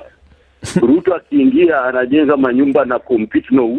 Yani we compete with one another instead of competing tumalize poverty, tumalize ugonjwa, tumalize uneducation. Don't you see? Sasa our leaders wakichukua uongozi wao wanaiba wana compete with one another. Sasa mwingine akichukua ata compete pia awe na saa kama ya Murkomen. So afadhali Murkomen. Alafu uzuri hata iba nunue saa nyingine. Ameshanunua. Ashanunua, are you getting the point? Ndio hata unajua our system ingekuwa ile president asichaguliwe. Because awe huo mmoja akishaiba imemtosha ataiba atapeleka watu. All right. Thank you, Cheng. Ukiingiza mwingine itabidi anunue madebts manini waanze kushindana. Ni society ya kushindana. Asante, Cheng. Before you go, we've got to put it out there that we have no idea at all that Murkomen watches were bought out of. We have been getting it in the news. Tumemaliza story. Asante. Ronald in USA. Ronald. Yes, sir. Good morning, Eric. Salama kabisa. Habari ya City na ndu. Salama kabisa. Yeah, so let me go direct into the point. Please do. Yeah, the Gen Zs, they started on well. They had genuine concerns, but they have been hijacked by the political class to protect what they know best. And what we know is they are protecting what they have been stealing. That is why they don't want anybody close to their government. Secondly, I'm disappointed with the way President Ruto reappointed back the guys who he dismissed a few days ago on the basis of incompetency. It's like it's the same monkey but different forests. It doesn't make any sense. People lost confidence in these guys, and you are bringing them back. So what kind of picture are you giving out there? Okay. Maybe finally, so that I can give others some time to air their views. Mzee Raila has done his best. He haven't achieved much. The only honorable thing that you would have done was to sit aside and guide these young guys to take over, so that at least we can see some change, to which we haven't seen for that long time. Thank you for the time. Thank you very much, Ronald. And thank you for all the calls, all the comments. There are many, even on social media, very many. We're going to be sampling them at some point through the show. Keep it here for more conversations. In the next hour, we have our Justice Thursday conversation. We'll be joined by an advocate of the High Court, Okoh, on matters of family and children. And this is the conversation we'll be having. Hey, even those conversations on YouTube are many. Many. Keep the conversations going. Let the debate rage. Siti, hiyo mkate, kaa nayo. Hata tutaki. Na wewe hiyo njaa yako, kaa nayo. Hata tutaki. We cannot eat hiyo mkate yako, hata iko na poison. You can't eat your bread and have it. Hata iko na poison. It's 9 a.m. Spice up your life.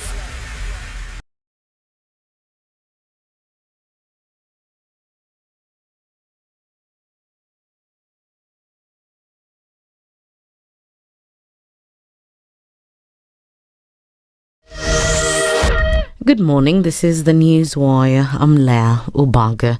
Orange Democratic Movement Secretary General Edwin Sifuna has called for the resignation of party members who are nominated by President William Ruto to join his cabinet. Speaking earlier today, Sifuna said that the 4 ODM allied members had not been recommended to join Ruto's government and their nominations do not represent the party's position. So, did we know that people were negotiating with Ruto? Yes, we knew.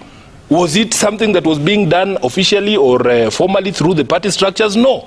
Did we endorse a decision by these 4 individuals to join government? No. It is not a decision of ODM.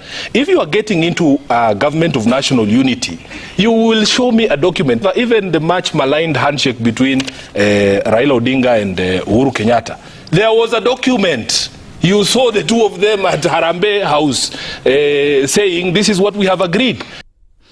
Sifuna further intimated that if Raila's hand was involved in the speculated pact, there would be gender equity in nominations. The Raila Odinga that I know will not present 4 names of all men. That one I can tell you for a fact. In fact, we have a very strong sentiment within the party. Even during meetings of a party, if you give 3 men to speak before a woman speaks, you will be in trouble. There is no way Raila presents 4 names, 2 from one region, in a party as diverse as ODM. I am telling you, this is not a decision of Raila Odinga. It is a decision made between these members and the president himself.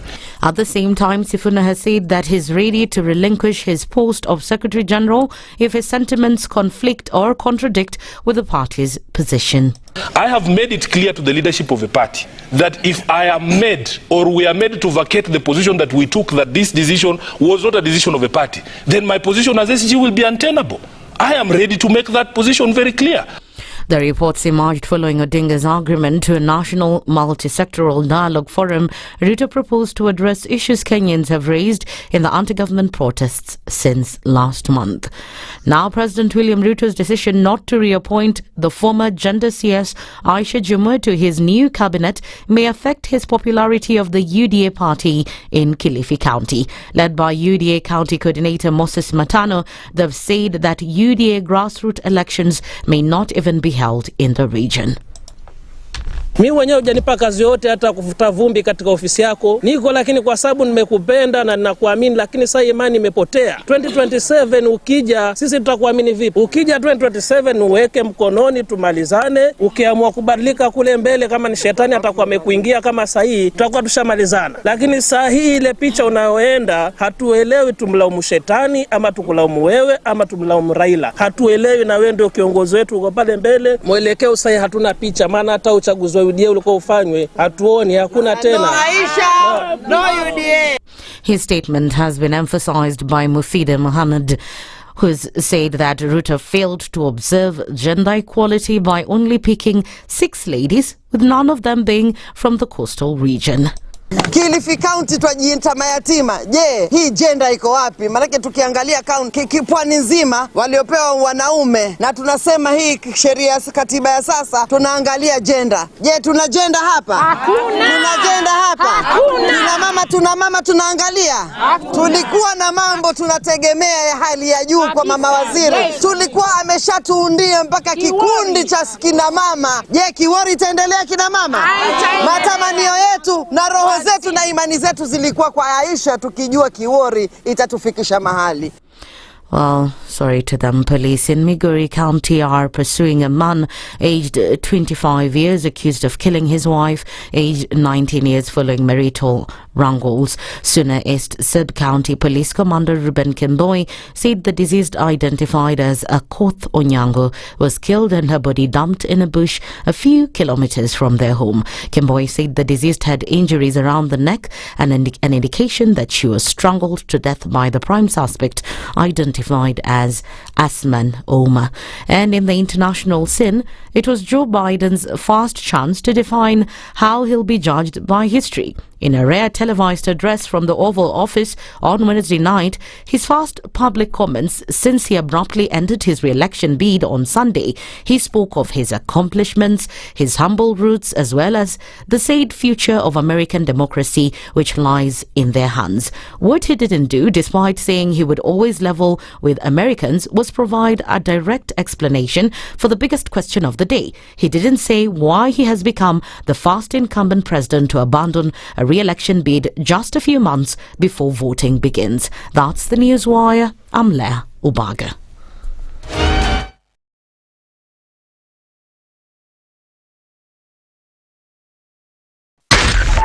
.4 Spice FM, Nairobi. Waliletea fujo Moi mpaka wakapata cooperation. Wakakuja wakasumbua Kibaki mpaka wakachukua nusu mkate. Wamekuja wakazungusha Uhuru hapo mpaka wakaenda na handshake, program yetu ikapotea, BBI ikaendelea, tukazama, tukaingia kwa madeni. Sasa mimi nimewaambia, hii serikali hii, mimi nawaambia hii serikali ni ya mahasla.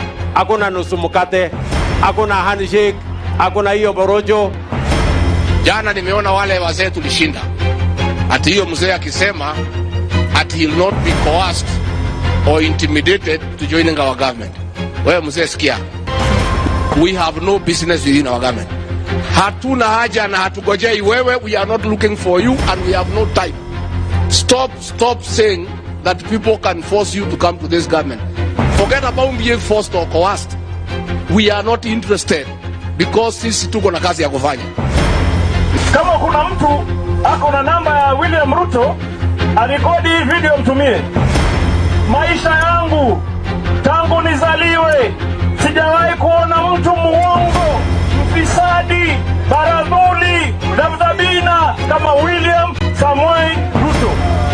Mimi Hassan Joho nikitaka kuongea, mimi I don't even dream of engaging with them. Ati huyu akitaka aje aongee sio na mimi niongee na Ruto nini? Mimi nikamtafute atanipa nini? Wilbaro. I wonder. Nilipeleka Wilbaro mimi la kimtaani la kucheza nalo zamani. We have a choice to reject over 60% of these names or give President Ruto his skunk.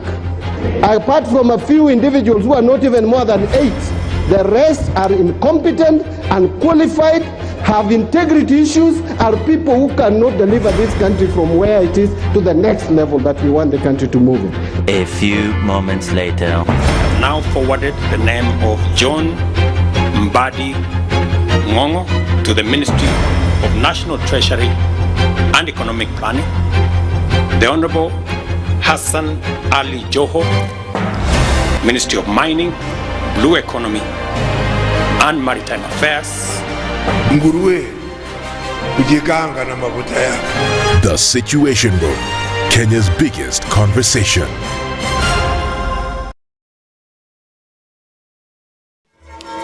Not so busy in the city this morning, and at a few minutes after 9 o'clock, traffic has already done the thing and gone back to where it came from because nothing, nowhere, nobody.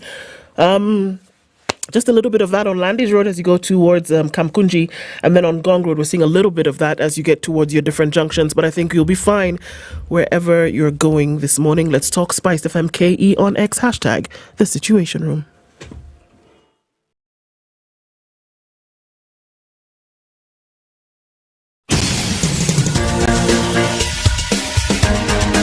This is The Situation Room, the home of hard-hitting political commentary and penetrating insights about the state of the nation. This is a talk radio experience like no other. The Situation Room, a place for hard truths, debates, and elevated conversations. The Situation Room, witty, political, engaging, deep, controversial. In the room, we have C.T. Muga, researcher, academic, seasoned political observer, a fountain of wisdom in these politically uncertain times. Ndu Okoh, Nigerian by birth, Kenyan by choice, communications expert, Pan-Africanist, a truth seeker and believer in people power, and Eric Latiff, agent provocateur, the man in the chair, seasoned journalist, news hound, a man who believes in punching up, not down. This is The Situation Room, the only way to start your day. It's 9 minutes after 9, so we are talking about Britam and how to invest and earn with Britam. Ndu, please open ke.britam.com. ke.britam.com. Is it open? Yo. Nakuja. Wamenyonga internet. Honey. Yeah? Yo. Okay. Click on Save and Invest. Umeona hiyo wapi? Ndio pale juu, the tab up there. Save and Invest. Hey, Eric. Am I blind? Have I lost it? I can't see. Can you see Insure? Under Can you see Insure? Insure next. Yeah, Save and Invest. Now, you choose between personal or? Inaweza kuwa personal. Kwa personal. Sasa Ndio hiyo. Okay. Unit fund trust. So, can you see money market fund? Ndio hiyo hapo, money market fund. Yeah. Okay. Money market fund, it tells you about money market fund. And then go up to start investing. Can you see start investing up there? Start. Hapo kwa hiyo mahali iko video. Start investing. Click. Open start investing. Open it. Open. Step 1. How much can you earn with your money market? It tells you. Then now you put in how much do you want to invest? How long would you like to invest in years? How much do you want to be topping up? Often. How often do you want to be topping up? Often. And then the reason for investing. What do you mean reason for investing? I want to travel. Traveling, buying a house, buying a car. How much do I want to be topping marrying a wife. Wow. Paying alimony. Touché, mon ami. Right? All those things you choose. Sindio? Yes. And then you put in money. Or they even tell you from what you put in there, address, the initial investment for you would be 1,600 and what? Go up. Scroll up. There on the side, investment summary. Yes. Initial deposit 1,000, top up amount 22 bob every month. Then total investment value 1,632.52 cents. Yeah. Okay, like that. Good money. It is as simple as that. Yeah. Simple. Now there are people who are saying your smart yield at Wioni kwa website. We are asking Britam iko wapi kitu. Your smart yield. Kuna watu wanataka smart yield. But so now that we've seen how it happens, you know what you can do today? Open an account. Put 1,000 shillings into it. Take a screenshot of that payment that you've done with 1,000 shillings. DM us. Direct message. Yani ile person. On our platforms, SpiceFM KE, across platforms, send a DM. You could do what? You could win 5,000 shillings today. Like that. Literally watch your money grow. By the end of this show, we'll be announcing somebody who wins 5,000 bob. Yeah. So do it right now. Send that DM right now before the end of this show right now. Sawa right now. Right now. Today is Thursday, and right now our conversation is a Justice Thursday conversation, which is on family matters. Divorce. The do's and don't. Don't divorce, but should you divorce? Talk to Advocate Leah Kigwatha. She is a specialist on child and family law in the country. Wakili, good morning. Good morning to you. How are you doing? I'm good. You keeping well? Yes. Welcome to the hot seat of the Situation Room. Asante. It's good to be here. Yeah. Ni mambo ya kuvunja familia. Nikapendi sana. Sijui tunaongelea nini. Unajua nini? Wewe ongea divorce kabla hujaongea marriage. It starts with marriage. So you umeenda mbali. You're asking at divorce. Why marry in the first place? Ndoa ikivunjika. Why don't you welcome the guest with the day's proverb, City? Right. This is a family proverb. If you steal while carrying your son on your back, you teach him how to steal. City, start by reminding us where the proverbs are from this week. Eric, the Union. The Comoros. Comoros is ni island, baba. Okay? Kuna kitu inaitwa archipelago. Okay? This island, this union that we refer to, has a total of 4 islands. All right? Now, somebody say, once you mention the 4 islands, well, okay, there's Grand Comoros, there's Monyeli, there's Anjuan, and there's Mayotte. The capital is called Moroni. Sorry. Moroni. Yes. I mean, when I say Moroni, you may hear Muhoroni. It is not Muhoroni. Moroni. Moroni. Yes, Okay. yes. All right. And mambo yote. kabisa. It was a French colony, kitambo. But then that changed in 1975. Waliona hiyo kitu. Yeah, I was ID sana. But the population, see, they're not that many. There are just 1 million people. Yes. 1 million. In all those islands. 1 million total 1 million people. Wow. Oh, wow. The island we spoke of previously had a population of 539 or something. Wow. Yes. Okay. I know we Kenyans are used to being 50 million, so you were 52 million, so you were 58 million. Yeah, but there are people who are happy with their 1 million. Their 1 million. Yes. Today's proverb? Yes, today's proverb. If you steal while carrying your son on your back, you will teach him how to steal. If you steal while carrying your child or your son on your back, yes, you will teach him to steal. Because he's an observer participant. You may not take anything, but he's there while you are engaged in your nefarious activities. Wakili, what's your interpretation of this proverb? My interpretation is, I think, the literal. If you will teach your child, you'll teach your child how to steal. So we have to be very careful what we do generally and what we do in the presence of the next generation. Yeah, I think it's true. And we have to be careful around our children. We pass it on, we pass things on. Unless there's a deeper interpretation that I'm missing. The interpretation that you have preferred is your interpretation, and it is the correct interpretation. And it's deep enough. It's profound enough. Do not worry. It doesn't require further depth. This one is good enough. Okay. Okay. Wakili, so you are a specialist in child and family law. Yes. There's such a law. Yes. Okay. There are laws that touch on families. The Constitution says things about families. Yes. So there are, families are affected by the law in different ways. And so, some people won't touch it with a 10-foot pole, but some people will. And so in my farm, we do real estate as well. But the bulk of our work is child law and family law. How do you specialize in this? How do you specialize? I think it's preference. It's based on preference. When we do our law degrees, we do all, we do mainly, an overview of many laws. But then when you get into practice, you can decide, do you want to do environmental law? Do you want to do family law? Do you want to do commercial law? So there are so many ways you could practice law. And so you decide, or it chooses you. I think in my case, it chose me.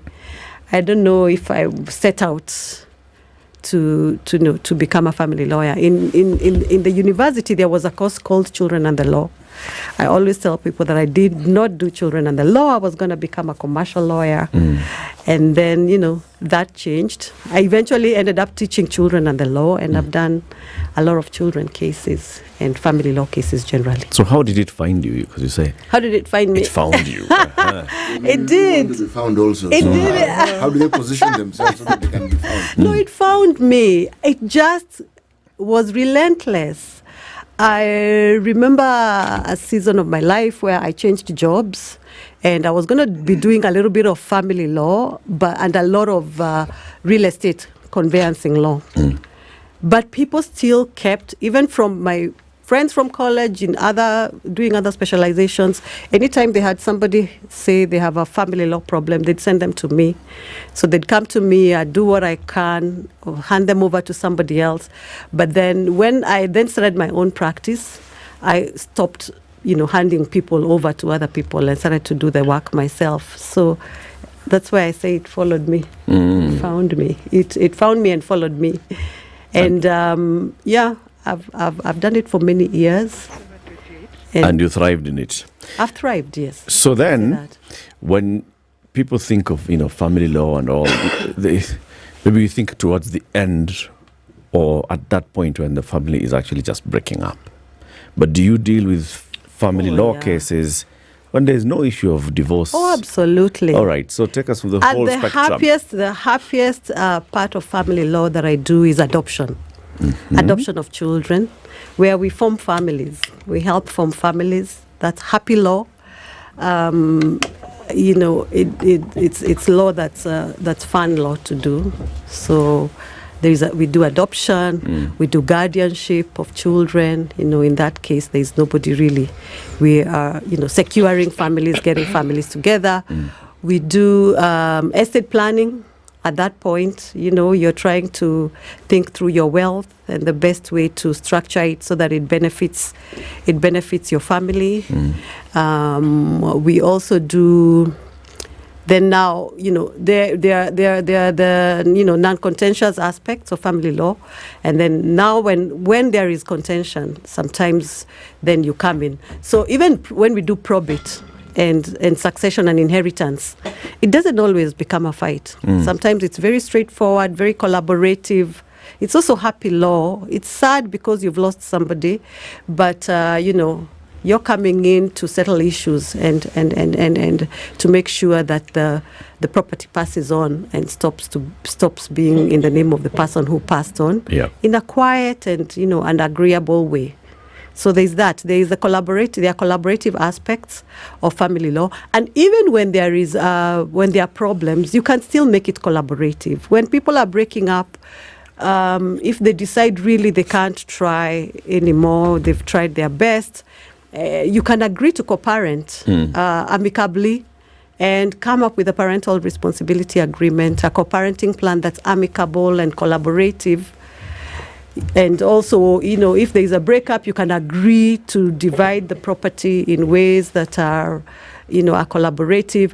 In fact, you can even there are commercial aspects of family law. So, for example, when you're purchasing property, you can decide, how do I purchase this property? How do I have this property registered? Or how do I acquire this asset in a way that is going to be beneficial to my family? So there are two sides. There is collaborative aspects, and then there are aspects which are then become, confrontational sometimes. So not all divorces are acrimonious and confrontational.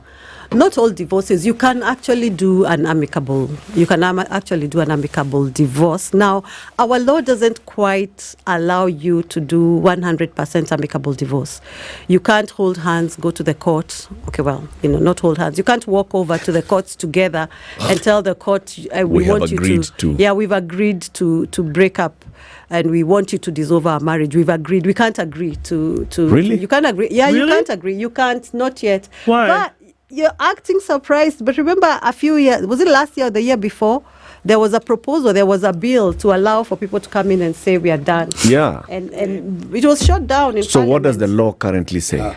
Yes, it was shut down. In Parliament. Yeah, it was shut down, yeah. What the law currently says is that the law gives on one hand and takes away. So before 2014,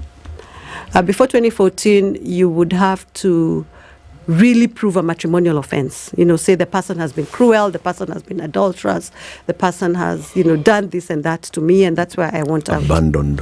Yes, abandoned, deserted. But in 2014, the law changed and introduced something that's called irretrievable breakdown of the marriage. All right. But then what it did is that it went on to define irretrievable breakdown of the marriage to mean there has been adultery, there has been, cruelty, and so on and so forth. But then it also says if you have lived apart for more than 2 years, then, that's one of the ways in which you can say that the marriage has irretrievably broken down. So right now, you don't have to prove a matrimonial offense in the way that it used to be in the past. But on the other hand, you can't agree. You can't outrightly agree. There was a proposal to allow people to agree, but then, it was not, it didn't see the light of day. So, if two people have agreed to come together in marriage, you didn't bring in the law when you were coming together. Why do you have to come to the law? Because I think, well, no, really, if you got married at the AGs or whatever, and you got the piece of paper, which then becomes your, what's that thing called? Got to buy a certificate. Thank you. The marriage, the marriage certificate. That's really the most that you will come in contact with the law when you're getting married. Well, really, because when you're doing the whole thing, you get the certificate at the end of the ceremony, etc., right? You don't see a lawyer to say, bring us together. You don't sit before a judge and say, shall you? No, you sit before, if you got married in church, it's the pastor who has the who is licensed under the law. If you get married in an Islamic setting, it's the sheikh who does the thing or whatever. They're licensed by law to do that. You don't come in contact with the court, and you're not questioned. And you're not questioned. Why did you choose this one person? Actually, you're questioned before you actually get to the point where you're saying all those things. Yeah, if you go through the counselling and all of that, and they read the banns of marriage in church, etc., etc. But what I'm saying, but it's not a step on the law. No, it isn't, because what Wakili is saying here is that in this case, you can't just come and say, well, in the way in which we came together and said we love each other, etc., etc. You cannot now come and say, we are not doing again. On your own. The law suddenly now will not allow you. Why? There's a process. You see, the marriage. In the first place, marriage is, the Constitution says something about marriage. The marriage is a legal. It's a legal process. Status. It's a legal process. It's a legal status. Whether you're married or not married is a legal thing. The people who do the marriage are, they are licensed under the law, under the Marriage Act. Even when you do a customary marriage, now you're required to register it under the Marriage Act. True. So the law has, it's playing a behind the scene role, but it does play a role. Recognizing the kind of marriage and the kind of marriage you celebrate, and whether your marriage is legal is a legal issue. And there is a process. There is a process for conducting a marriage, so that even customarily, even in our customs, you just didn't walk into somebody's house and you were declared married. There was customary law that says now you're married, or says you're not quite married. So there is a law. There are laws that determine whether you're married or not, and there is a process. And the same way, the law says this is how you get married. It's the same way the law says this is the procedure for dissolving your marriage. What Ndu is raising here is customary, religious, civil. At no point are you asked why. Yeah, true. Right? That's true. It is not a precondition that, one of the questions that the law requires before this person signs your certificate, they'll ask you, why, Eric, have you chosen so and so, right? But when you want to break it, the first question and the major question is the why. Yeah, true. And I think because there's a societal goal. Marriage is considered to be the foundation of family in most societies. And family is considered to require special protection. It's considered the fundamental unit of society, and therefore, all society derives from families. And for that reason, all over the world, there are laws to protect, to create, and to dissolve that union. Yeah, but I see your point. Like nobody asks you why. No. At the point, hopefully your priest should ask you, or your imam. But I don't know if they ask you, it's not a legal issue. It's not a legal. You know what I mean? Yeah, they don't have a legal requirement. Yeah, there's no legal requirement to ask you the why. But at the point of dissolution, they want to know why. Let's take a break. Okay, it's 28 minutes after 9. Our guest this morning is Leah Kigwetha. She's an advocate and a specialist on child and family law. She is here for our Justice Thursday conversation. Divorce, the do's, the don'ts, understanding the law, and everything in all aspects of family. We'll be back shortly. Good morning. This is the Situation Room, the only way to start your day. A touch of gold and class is what you need to up your fashion game. Think Twice brand, your fashion partner over 10 years that operates 36 branches across the country, brings you Think Twice Gold in Thindigwa, Kiambu Road on the 27th of this month. Think Twice Gold offers a unique and golden collection of high-end brands, quality and fashion. We will be launching new stylish collection every month, a daily drop in prices to deliver unmatched value to our customers. And also, we will be adding more stock and variety every day. Think Twice Gold. Go bold, go gold. Hi, nataka kuona doc. My child is unwell. Sure. Will you be paying cash or insurance? Cash. That will be 1,000 bob for registration and 2,500 for consultation. Okay, give me a moment. Wow, I don't think I have enough. Bro, si sort me na 1K. Nimepeleka mtoi hosi na niko short. Pole sana. Mtoi ni msiko wapi? Nitakushow baadaye. Niaje hiyo 1K?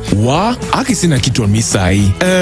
Hujawahi consider health insurance? I've been planning to, but finances zimekuwa tight. Don't wait for the unexpected. With Jubilee Health Insurance, we mind your health for you. And you can rest assured knowing that you're covered for all life's twists and turns. From doctor visits to emergency treatments, chronic conditions, and even wellness checkups for your family, parents, and employees. Jubilee Health Insurance has you covered, and to top it up, they offer budget-friendly options to suit your pocket. To get covered, visit www.jubileeinsurance.co.ke or text the word HEALTH to 40643 today. Jubilee Health Insurance, your number one choice for all health insurance solutions. Live free.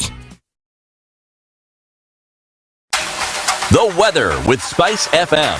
We see highs of 24 and lows of 13 in Nairobi, and highs of 25 and lows of 13 in Nakuru.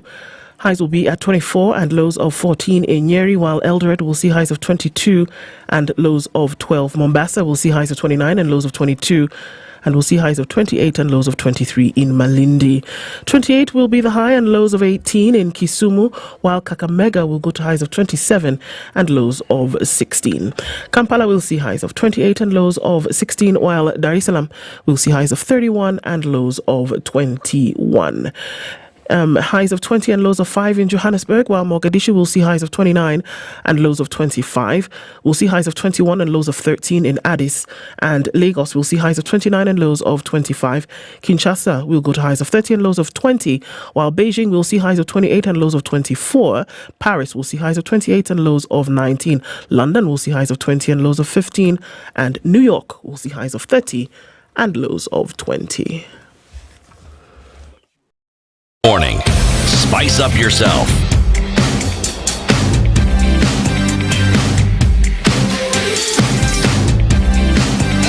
Mornings done right. 94.4 Spice FM, Nairobi. Thursday, our Justice Thursday conversation today is on the laws on children and families. Specialist on these laws is Leah Kigwetha, advocate of the High Court. City, your fundamental questions to ask. Yes. One, would it be advisable for people to be taken through salient aspects of the law regarding marriage? Because in the absence of marriage, there will be no divorce. Yes, you go through the religious processes, the counseling and everything that goes with it. But what about the matters that, one, would be admissible if you wanted to institute an annulment of that particular marriage? So that people know, as you're getting married, part of what you're being told are these things, so you know this is what ought to happen. If you're married to another person and you haven't left them, you can't marry this other one. that sort of thing. All those kind of things. Yes. Yeah, I think it's a brilliant idea. And in fact, I have been invited to churches many times. There is a particular church in this city that part of their premarital counseling class is you get a lawyer in, and the lawyer talks about the laws of marriage, and and what happens in case things don't work out. Of course, the idea behind Christian marriages is that until death. But the reality is, the reality, as you know, is that people do break up, and so this church has taken a bold move, and they've invited me several times to their premarital counseling class to speak to people about what the law says. How do the couples take marriage. it? I mean, at this point, we're happy, we are in love, we're talking about starting our future I have together. to wonder whether it's just the same way the advice that's given on your wedding day by all these elders. You sometimes you have to wonder if people are listening. Number one, because love, the effect of love. The aunties who come and tell you this cake, it was flour. And there's always the question of are you listening? At that point, no. Yeah, and then also, of course, then you also speak about the processes that are required for, before they can actually, tie the knot. So, yeah, people are actually taking that conversation at that level before people get married. So that you talk about, the implications. It's not just about divorce, it's the implications, the pros and cons of entering into this legal relationship, because it's a legal relationship. It's an institution. It's a relationship, but it's also very much a legal institution. Yeah. What are the don'ts of divorce? I think the first don't of divorce is even just don't get married if you have doubts. Because many people come to me. It's a very interesting thing. Sometimes there are things you can't possibly foresee, of course, because life is life. But often you ask somebody, what happened? Tell me the story. And, and when you say it, tell it to me from the beginning. Many people say, I saw red flags from the get-go, but I ignored them. So I think for me, the first don't is marriage is very serious. It's very intense. It's very, it can be complicated. So my first don't is not the don't of divorce. It's the don't get married if you have doubts and if you're unsure. Should people get married when they're in love? No, that's not a legal question. No. And I was thinking, based on our earlier conversation about, nobody asks you why. And maybe the reason nobody asks you why is because everyone would say the same answer. The assumption is that you're getting married because you're in love. Is that really the right time for you to get married? So what should happen? Well, if you're in love... Break up first and then get married. No. The love that I speak of is the dramatized love which has a lot of euphoria to it. You are not in the right state of mind to actually make such a serious decision. But then, in terms of, how far you can control human action. The idea of human liberty and freedom is that, there are things you can't tell people not to do. Why not? Because they are human. Because they are human. In fact, I agree with what you're saying. That's the idea behind liberty, dignity. There are certain rights that are inherent in you. Unalienable. But you see, the very fact that they're human is the reason why they must be told. Because of the way we are wired, the way we were manufactured, we have certain leanings. We forget things, we change, we are subject to all these things. So again, as you correctly put it, you are right, but it is for that very reason that certain things must be brought into a discussion. Because really, why is it, for instance, that we have a legal age? Legal means you are allowed to do certain things when you get to that age. Why? Because we understand that developmentally, before that point in time, your decision-making process may seem sound to you. But they are more immediate, and the long-term consequences don't actually feature. As you develop and as you grow and as your brain matures, your capacity to take matters beyond the immediate grows with you. experientially, but also just the factor of the brain and growing, the neurons in it connecting and doing what they're supposed to do. That's what actually happens. Now, we understand these things, and that's why we put that. Now, when it comes to the state of mind you should be in when you make such a lasting decision, because there are very, very few decisions that are as important as that. Few. Yeah, true. And the consequences of that union are usually very, very, very, very dire. So the thought process that goes into it should be equally serious. True. We take more time and more caution when you want to buy land. And And land you you want can to sell now- and buy another one. And then here... Contracted to somebody you're not even related to. See, even at that point when you're making land, there's something else that's also driving your decision making. Yes. We assume that it's a rational decision, but not in all cases. It isn't. It isn't. And here we are saying that because of this moment where you have all these kind of good feelings about this person and you can see a bright future ahead, and you have been courting for some time, that your mind is still... No, you're not in the right state of mind. In fact, the argument seems to be that is a good time to get married, if I were to flip it. You know why? This thing is so serious and there are so many hurdles ahead. Don't think too hard. Just get married. And then as you move along, you will deal with those things as you move along. But you need this state of mind to be in to be able to take that step. I mean... Okay. So, Siti, is your argument then that we should have like a minimum number of months or years for courtship before the decision is made? Actually, that's where the rights issue comes in. Someone will tell you, what do you mean? If you need 2 months, you take 2 months. I need a month. The truth of the matter is this. If you look at the data involving marriages, those that have been made in haste tend to end quicker than those that have gone through certain processes before people actually make that decision. Actually, last year I participated in a family law conference at Strathmore University, and there were, people from diverse areas of society speaking about family law, and Hindu marriages have the least instances of divorce, and most Hindu marriages are arranged. Yeah, so there may be a point. I don't know if you can it's taken you legislate all it. your life to know that you will get married one day, and the person has been determined. I don't know if you can legislate it, but but that's an interesting point. It's an interesting point because, that for me was a big take home, and Okay.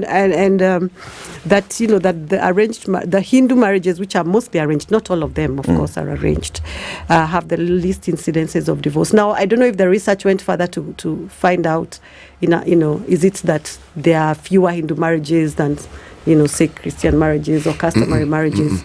There's a whole social structure around it, the marriage, how they go about it, how they live, how the family is structured.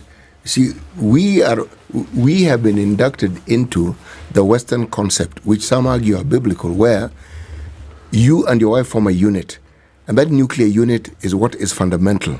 Whereas some of the marriages we speak of, yes, you are married, but you are part of a community, so the very institution you have is also part of that community. Maybe the question should be whether any of them would like to get divorced, if given free will. If given the opportunity to make a decision on their own, Actually, you might be surprised at the answers that you would get. Attached to those marriages are also suicide rates. If you want to look at the data about some of those marriages as well. Wakili, the other don'ts, because you've said the number one is Don't be if married. you are in doubt, don't get into it. What else? I think the other don't is if you're already in the marriage and you're experiencing trouble, don't do a shotgun divorce. Don't immediately jump into divorce. Explore counseling. I think we don't use counseling enough in this country. I think first explore counseling. I would say use professional counselors and use therapy to try and resolve it, because the fallout is usually very painful. It's very grave. There are children involved, many people involved. So if you can explore counseling, explore that. If you have, a community of faith that you can try and approach and see if they can help, try that. Try that first, I think, rather than rush right into it and just want to call the whole thing off. And the Marriage Act actually does recognize that and says, people should explore reconciliation, dispute resolution, do mediation, seek counseling. The Act actually says that the court can adjourn your case for 6 months. Require you to go, which is to usually continue living in to try and explore. So like court annex mediation can actually happen in marriage. Mediation is tricky because you see, the thing with mediation is that you can only come back with an agreement, and you can't come back with an agreement to divorce. The law doesn't allow it. So it can only come back. You can only come back with a decision to get back together, or a decision where you say we have tried and we are not able to, let's go on with the divorce. But you're not allowed to come back and say we have agreed to divorce. Yeah. We can just come back in a disagreement. You can only come back with a disagreement. We haven't been able to resolve it, or we have decided to reconcile. But you're allowed, there is provision for exploring. And then if that doesn't work, then the court will dissolve your marriage. I do find that courts are of the standard principle is that marriage is voluntary. It's a voluntary union. You get into it voluntarily, and if you want out, you can't be tied down, if you really, if you want out. So ordinarily, if the courts see that you've tried and it's not working, they'll release you from that union. There are many, many decisions which say you can't tie down somebody to an institution. No, we don't. You are allowed to get into a prenup, for example. It's there's freedom. You decide what you want to do. Freedom, because what if I just want to get married for 10 years? You could do it, but what the question is can you bring that agreement to the court and say we are contracted for 10 years, the contract is 10 years is over. A fraction of Subject time. To renew, time has run out. Time has run out. Get us out of here. Not quite. The law is not quite there. The agreement that is provided in the law, and I haven't seen many people use it. Maybe because of the way we are socialized, is that you can agree to live apart. You can do a written agreement to live apart for 1 year, bring it to the court, register it with the court, and then after 1 year, come back and tell the court we still do not want to get back together. Determine our situation. But I haven't seen it used that much. People don't usually come and say, let's do a separation agreement and register it with the court. What do people do? They just start living apart. People just live apart, and then one of them files for divorce. Okay. Where does alimony kick in? And for the arguments that come against alimony is that, look, we came here as two independent parties come together, then one has to... Previously, a lot of men fell under the responsibility of alimony, but now, more recently, we're seeing that women also contribute to the payment of it. How does that work and why? The way the law works is that either with equality under the Constitution, either party, either the wife or the husband can be made to pay alimony. Which or is what exactly? It's spousal maintenance. It's to help the other party. It's especially in situations where, one person was really financially dependent on the other one. The court can make orders for you to keep supporting the other person for a certain number of years, or until they remarry, or those sorts of things. But let me tell you that in Kenya, it's usually not a good conversation to have with clients, because courts don't give that much money. It's usually, even when the one party is super wealthy, most of the decisions have said, a spouse is not an ATM that you come to and ask for money. You should be able to support yourself. So it's usually, when somebody wants alimony, it's a very tricky situation, which is why I think the best thing to do is, if you think you will need alimony, especially if one of you decides you're the stay-home parent, you're the one who is going to stay home and take care of the kids, it might be a good idea to do either a post-nap or a post-nuptial agreement or a prenuptial agreement on that aspect. Because if you wait to get it from the court, I feel like, because we are a country where people work so hard, everyone works hard everyone is hardworking. So when you come, when you come and you're asking that, I'm unable to work or haven't been able to work. Even the court wonders. And people say, oh, I hope I get, a magistrate, a woman magistrate, or I get a man magistrate. They'll understand. But that magistrate is overworked. They have so much work. They can't imagine how hard it is to make a living, and you're asking to have, some reprieve to get it easy from that. Yeah, but then also alimony or spousal maintenance is different from child support. So in the divorce you can ask for for alimony, but then if you want children are supported. Basically, the courts are of the law requires that you support your children. So support of children is a much easier conversation. It is, the courts will require people who don't want to support their children to support their children. But when it comes to spousal maintenance after the marriage has broken down, it's usually a very difficult conversation, and people don't get a lot of money from the courts. And even when they do, it's even hard to enforce.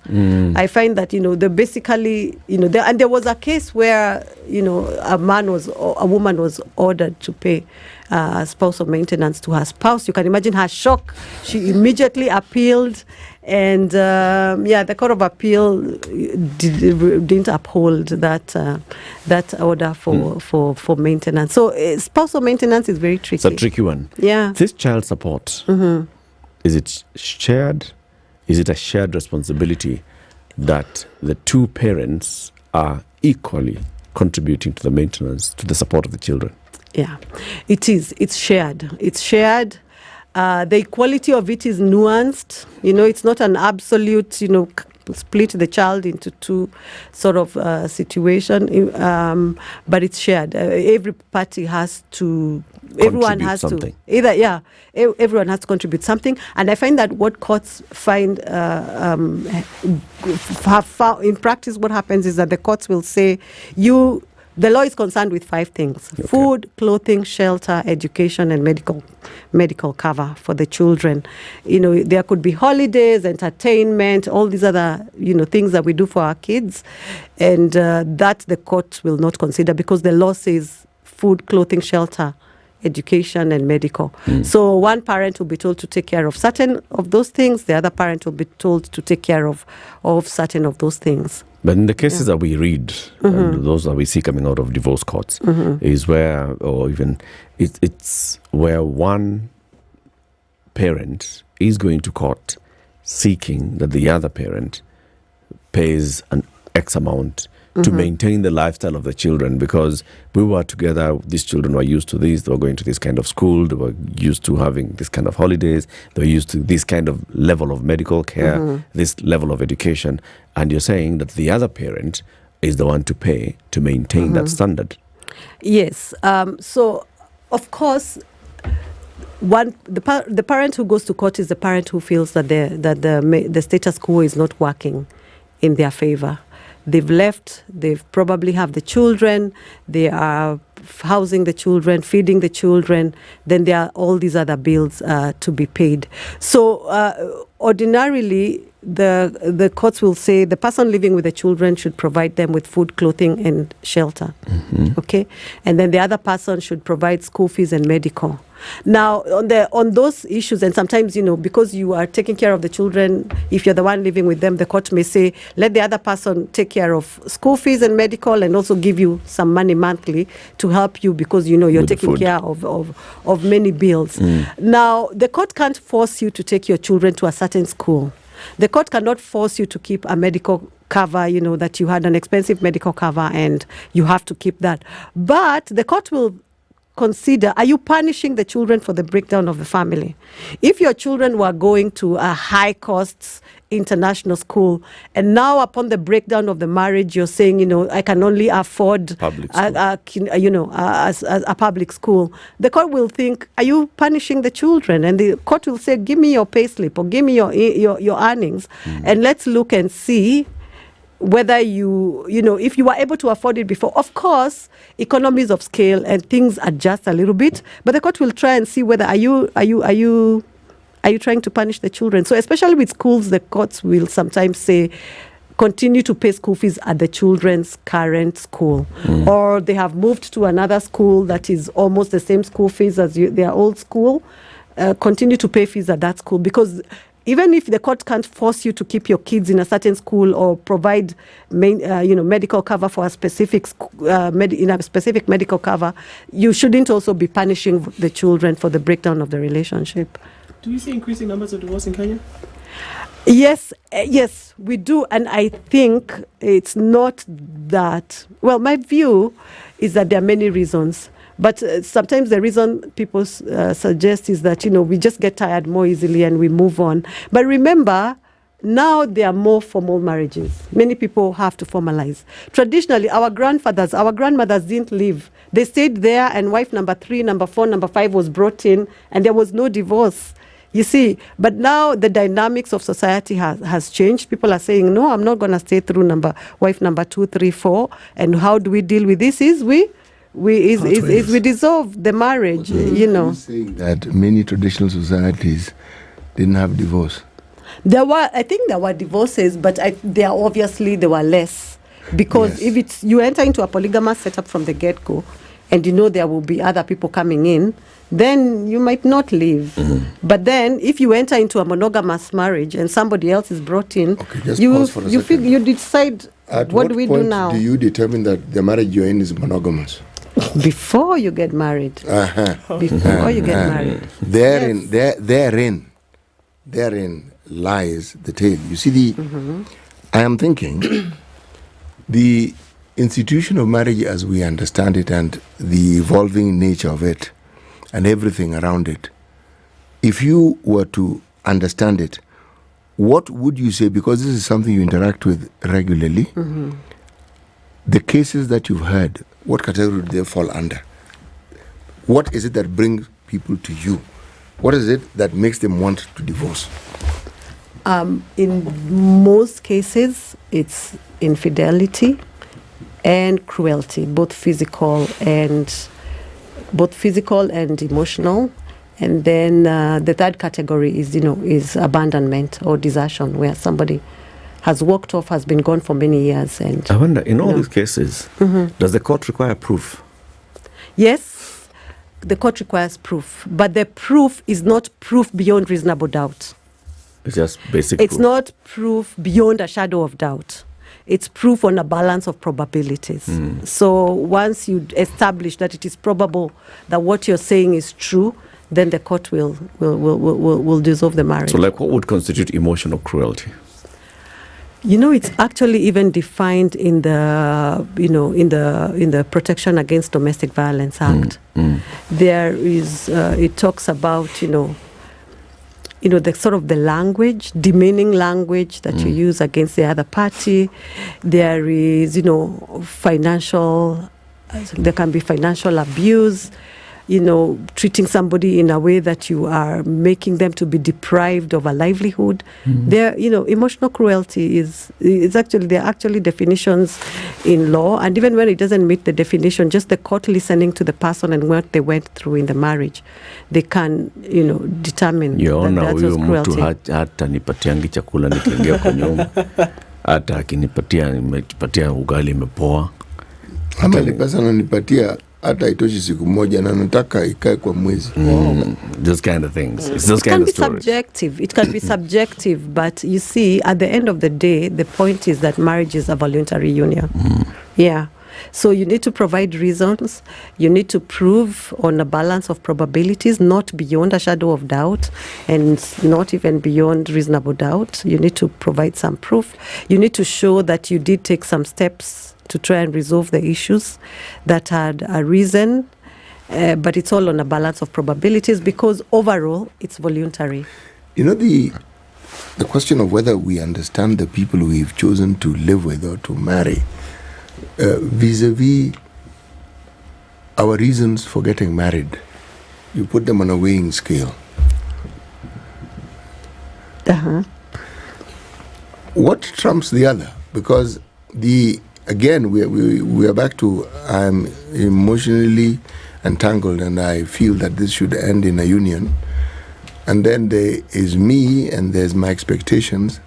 and whether they actually understood, because the fact that people have agreed to live together as they do now and probably get married, is there an opportunity in your line of work to actually get them to explore, even as they come to you, just the reasons why they got into the marriage and what the expectations were? Because you think you're of one mind and that you are saying the same thing and you mean the same thing, but clearly that there is divorce and that it increases. Clearly, Yeah, and that's why my one of my don'ts was don't rush out of it. Seek therapy. Seek to do some work. And I know it's hard, and sometimes people are in very dire situations. Of course, if there is violence, for example, get out. But yeah, in terms of understanding who you got married to, whether it's whether somebody else would withstand the same treatment, I think is more of a therapy, psychologist issue as opposed to a legal. Just a little bit of infidelity kidogo tu ndio inazusha. Tunaenda kotini. Kidogo tu. Wakili, in 20 seconds, what do you tell people who are in that space right now? Okay. If you're in that space right now and you're done, try and agree. You can agree. In terms of how to co-parent the children, you can enter into a parental agreement and it's enforceable legally. In terms of the property, if you share the property before you dissolve the marriage, there are tax benefits. You don't pay stamp duty on property that you're transferring while you're still married. So if you can agree on the property, agree on the children, get legal support if you need to, it makes for a less acrimonious divorce down the line, if that is possible. Because then the divorce, you can't agree. You have to go through the process. But if you've agreed on these other issues, try and have as possible, as amicable as possible, a process before you get to the divorce. Leah Kiguada is an advocate, specialist in child and family law. She's been our Justice Thursday guest. Have a lovely day. It's 10 a.m. See you tomorrow. And Kilimanjaro, Tanzania. The attribute is due to poor weather conditions and have cautioned customers to expect some delays. I'll repeat that again. Kenya